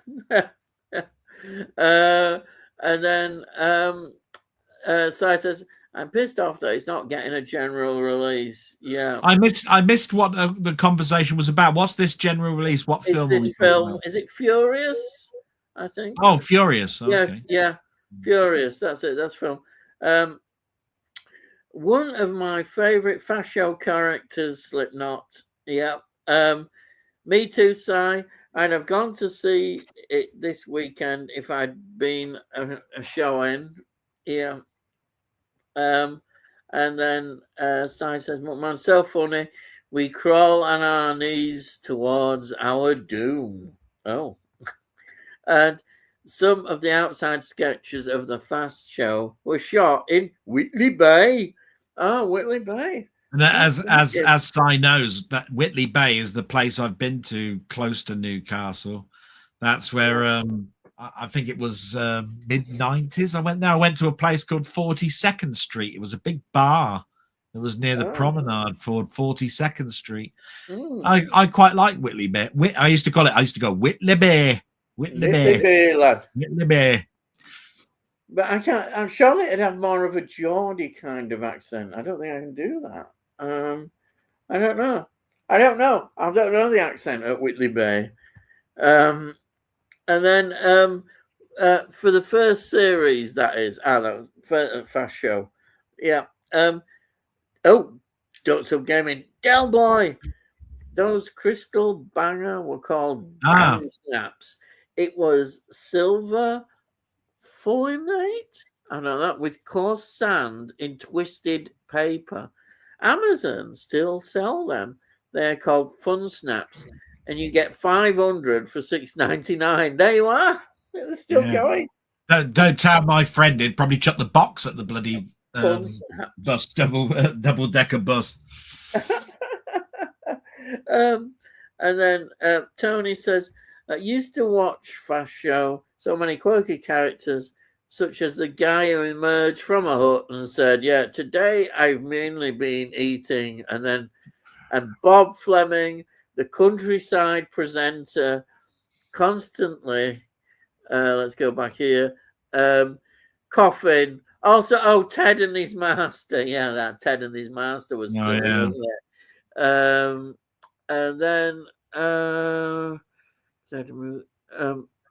this one, I prefer practical over CGI too, but that channel has fun with poorly done CGI too. That's the channel you were. Yeah. And then Si says, Ted and Ralph are my favorite characters from the Fast Show. Ted and Ralph was the best. So awkwardly funny it was, yeah. Well, yeah, because it'd walk into the pub, wouldn't he, while he was having a chat, having a pint of mild with his friends or something, and and it'd be speaking to him, and it'd be like he's like the master of the big stately home type thing. Yes, sir. Yeah. It was very funny. Yeah.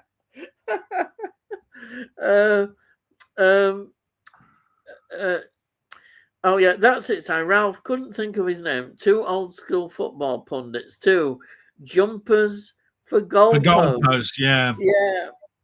Oh, yeah, that brings back memories. Jumpers for goalposts. The sketch where he has to tell Ted that his wife died was so heartbreaking. I'm trying to remember. Yeah. Oh, yeah. Yeah.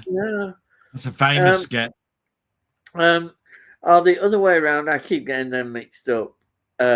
And then Scotchio, very topical. Yeah. Chris Waddle. Yes, of course, Chris Waddle. He's from that neck of woods. Question: favorite character in the thing that isn't McCready? Russell. Oh, I don't know. Oh, Well, I know my two. go on, you say them because I can't think of any. Well, I did like the Doctor. I've forgotten his name. Dr. Blair, is it? But it was Stephen Moffat's character that I liked because I remember him being in Logan's Run, the TV series, when I saw it. So, so I always thought, what's Rem doing in this?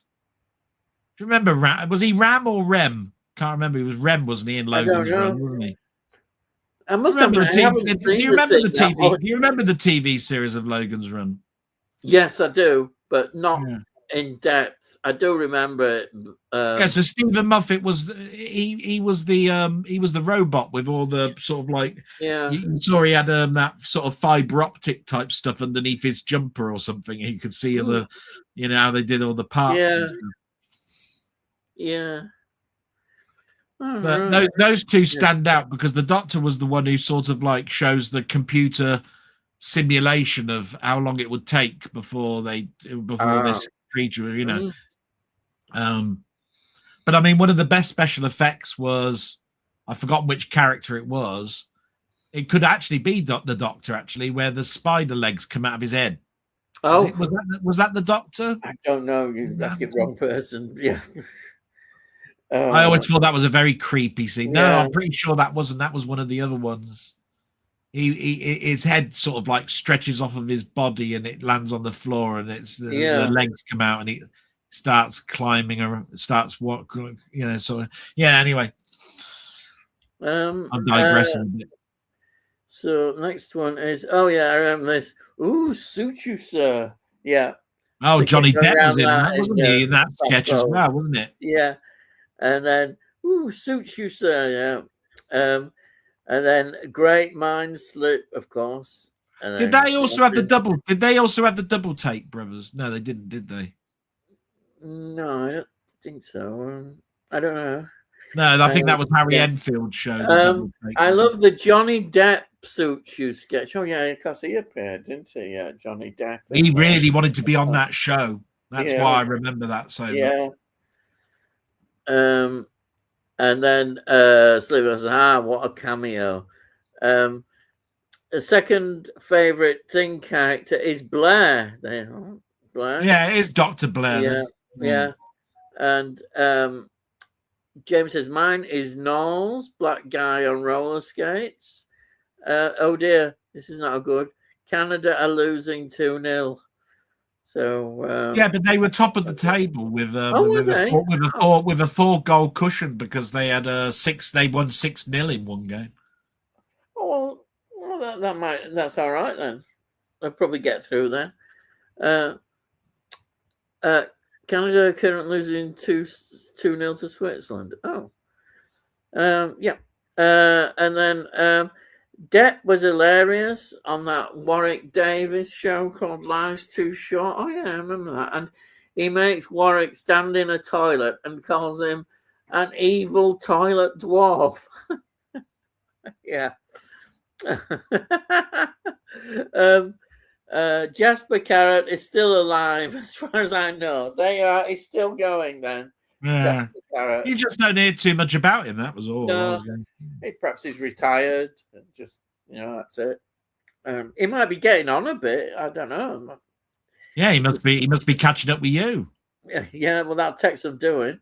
And then Golden Balls. Yeah, Golden Balls. That was the Jasper Carrot thing. His daughter was in the office. Yes, I remember people saying that. Yeah.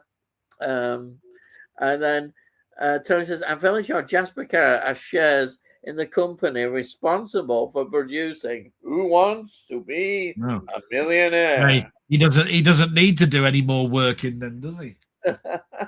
Jesus Christ. Oh dear. And then James says, that's a good idea, Delboy, with regard top 10 Canadian films. You've done it now. It'll be off. You've really done it. He'll be off. No, it's all right. As long as I'm on commission, it's all right. Don't worry. It's all right. I'm quite happy, Jamie. Don't dominate me. Thank you. I did that one for you today, but I don't want Canadian Stop films. giving him bloody airtime. Yeah. Jasper Carrot's daughter was Dawn. Dawn in the office with Ricky Gervais. Yeah.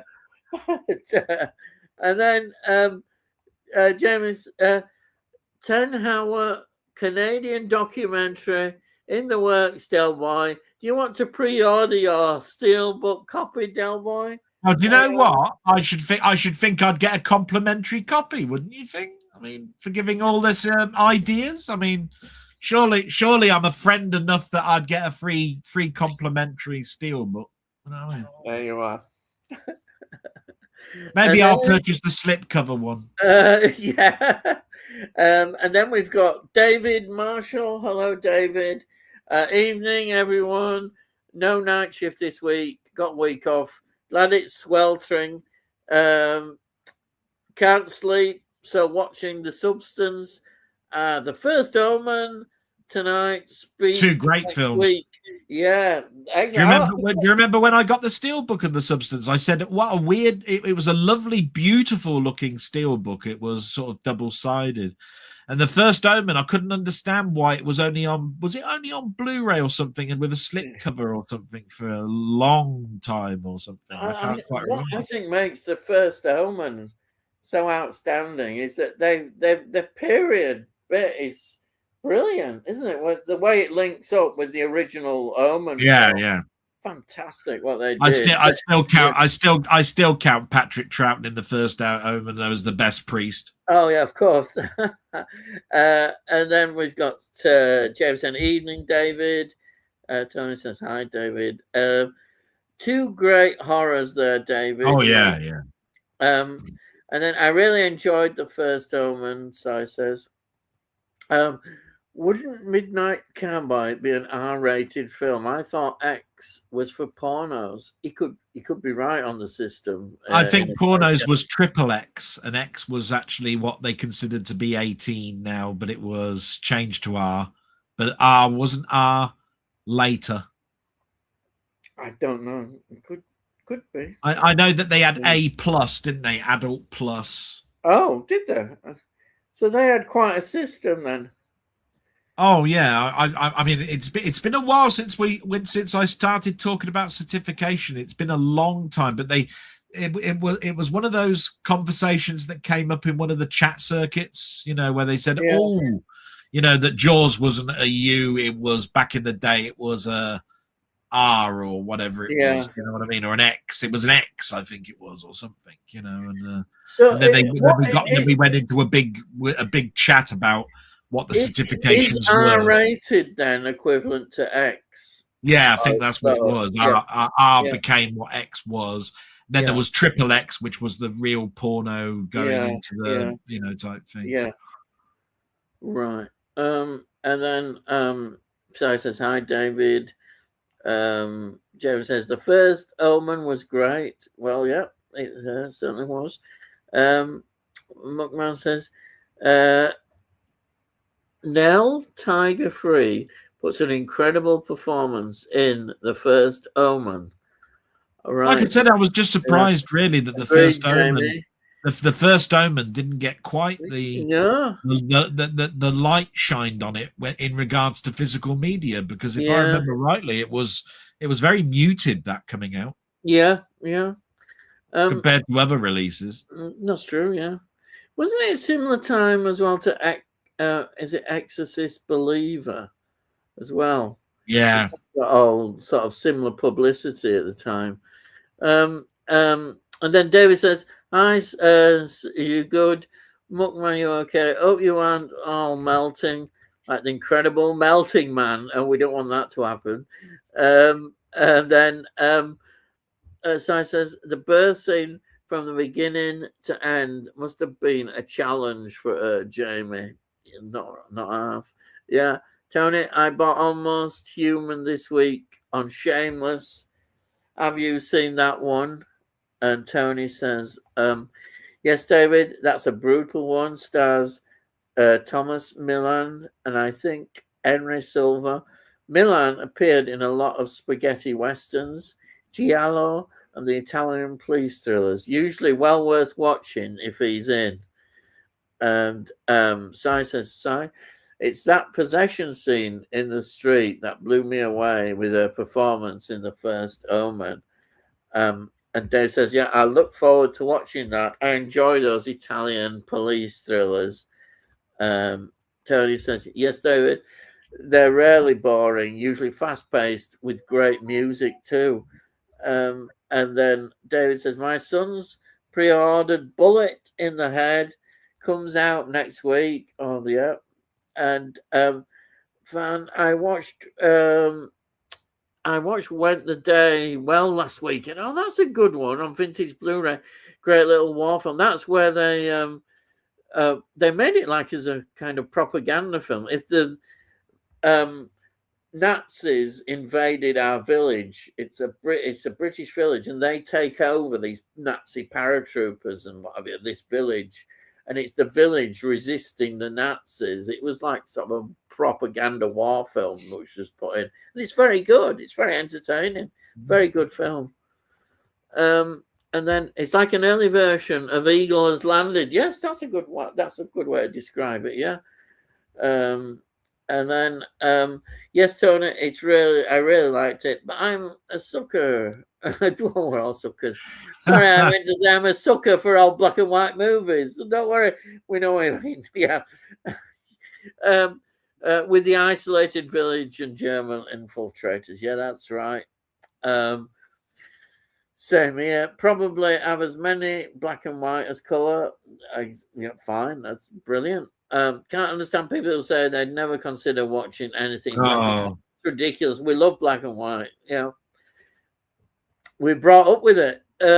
Tony, I've got the most dangerous game on Eureka. Another old black and white movie. That sounds good. And then, Tony, I used to work with a guy who refused to watch anything before 1980.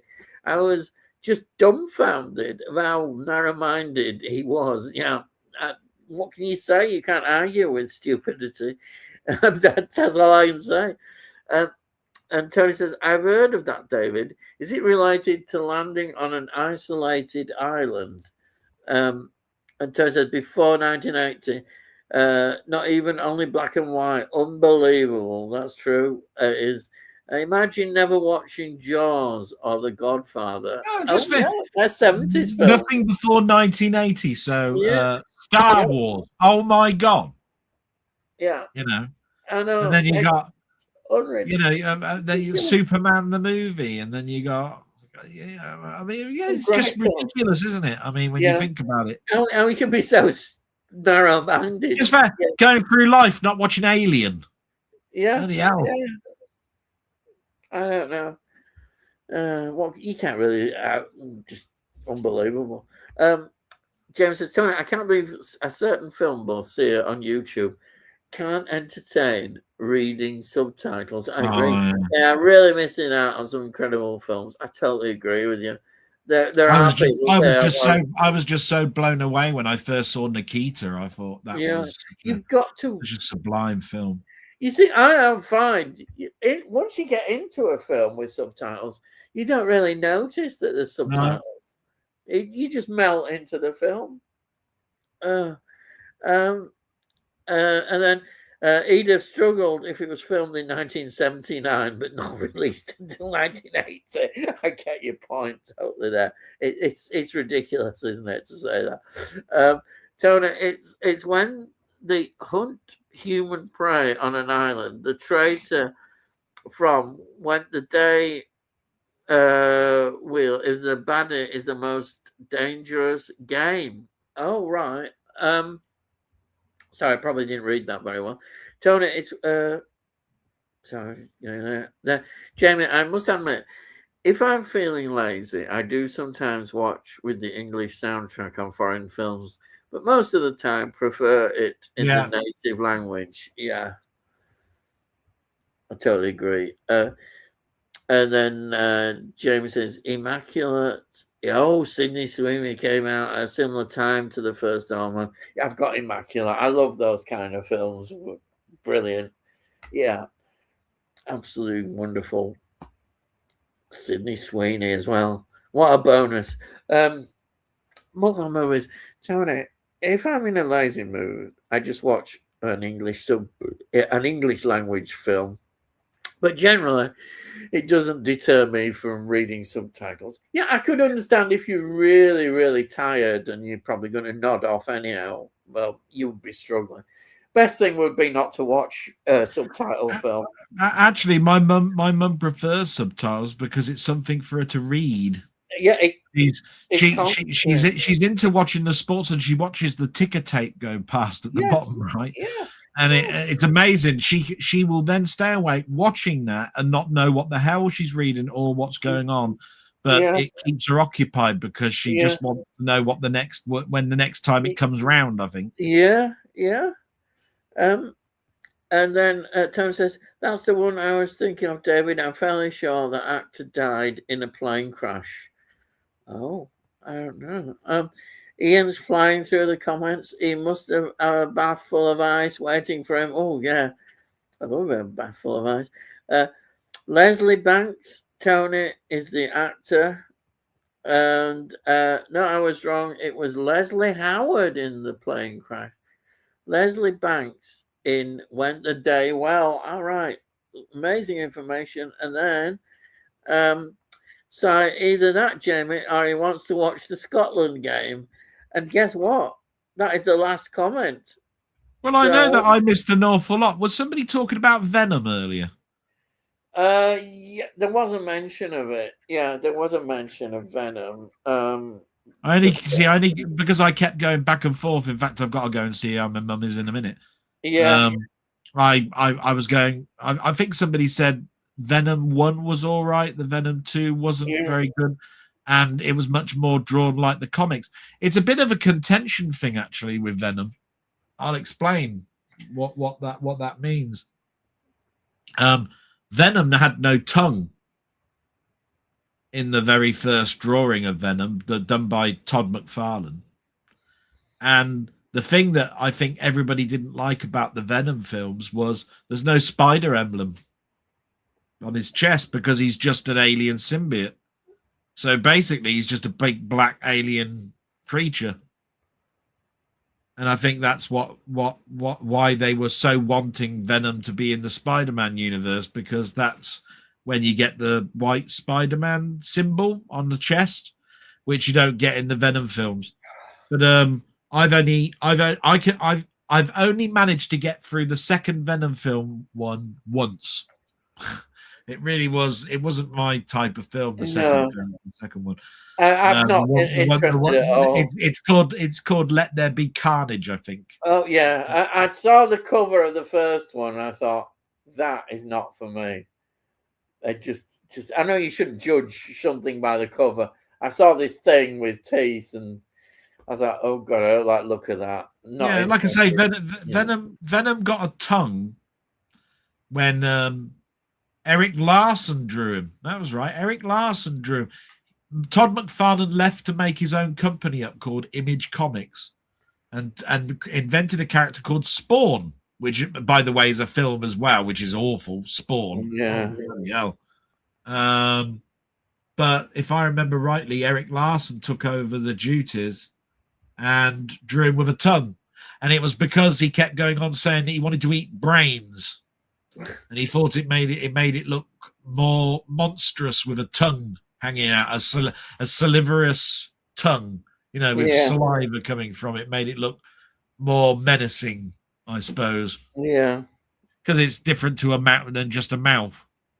But what was it? What was his name? Who played it in Spider-Man 3? Was it Toby? I have no idea. I'm just trying to who played Venom in the Spider-Man 3 films. I think it was Toby something or other. Yeah. Anyway, I didn't particularly think his Eddie Brock was particularly much cop. I will say that. And Si says, I've got my ticket for Spider-Man Brand New Day. I'm rather excited for it. I'll tell you what, I'm more excited over it than Topher Grace. That's it. That's something. Yeah, he said Venomous. I really want to see the Spider-Man film. It's the one that I think will do better than Supergirl. But then from what I've heard about Supergirl, that's not going to be a hard thing. I think the jury's out over the Odyssey. Yeah. If I remember rightly, Tom Holland is in the Odyssey and in Spider-Man Brand New Day. So, and they're released within a couple of weeks of each other. If I remember rightly. I've got my fingers crossed. I don't want Odyssey to be a mess and fail. I don't want it to fail, but who knows? Right, we're at the end now. Thank you everybody that's contributed and put comments down or is watching. Thank you so much. Really, we could all watch the Scotland game. That's right. That's why I think people are I'm quite happy for us to do that. So, as I say, thank everybody that's contributed. Next week, I think we'll probably be on Thursday, the way the football is running. So it won't be Wednesday. But you'll know when I put it up on Sunday what's going on. And then that's it really. We'll just say our farewells as normal. Thank you and say everybody. Yeah, well, we always say, don't we? It's good night from me. And it's good night from him. Good night. So there we are. That's the two Ronnies. It's only because I used to love the two Ronnies, and I like Ronnie Barker, but I always say salute because of Frankie Howard, and thank you very much for allowing me on, Ian, and what a great evening I've had. It's been a bloody awful day with the heat, and I hope everybody look after yourselves with this heat. I'm concerned about my mum, so I'm going to go and check on her in a minute. Yeah. Well, just a few more comments coming in. Let's see. Good night, Tony says. Oh, thanks. And then Muckman says, good night, everyone. Stay cool. Sai says, nighty night, guys. Great stream as usual, Ian and Delboy. And the obligatory shout out to Mrs. Dell. And then there's Murray. Oh, you're still with us, Mur. Thank you. Bye, everyone. Good night. Thank you, Mur. You're all right. And then Sai says, nighty night, guys, and thanks for the movie chat. You're welcome, Sai. Tony says, I'll watch some Man in the Suitcase instead of Scotland. All right, I bet you any money he's counting his bloody is sort of like his shares rocket up with his Royal Mail. And Sai says, nighty night, guys. And David says, Del, I've never seen Nikita. Yeah, Nikita. And then Sai says, that went strange. And then Muckman says, Mike, try and fit a 60s film in. That's the last comment. Brilliant. What, like Beat Girl or something like that. Yeah, there's lots of 60s films. But Nikita, just want to say, Nikita, what a great film. Go and watch that. Yeah, there's lots of films. Enjoy your films, everyone. And you can never see enough films. There's always plenty of films. So we'll say our farewells then. You just say farewell. I already have. I've said salute. Yeah. I was waiting for you to do your whatever it is. So all I've got to say is, I'll see thee again. Bye, everyone. See you next week, Thursday. It'll be. I've got my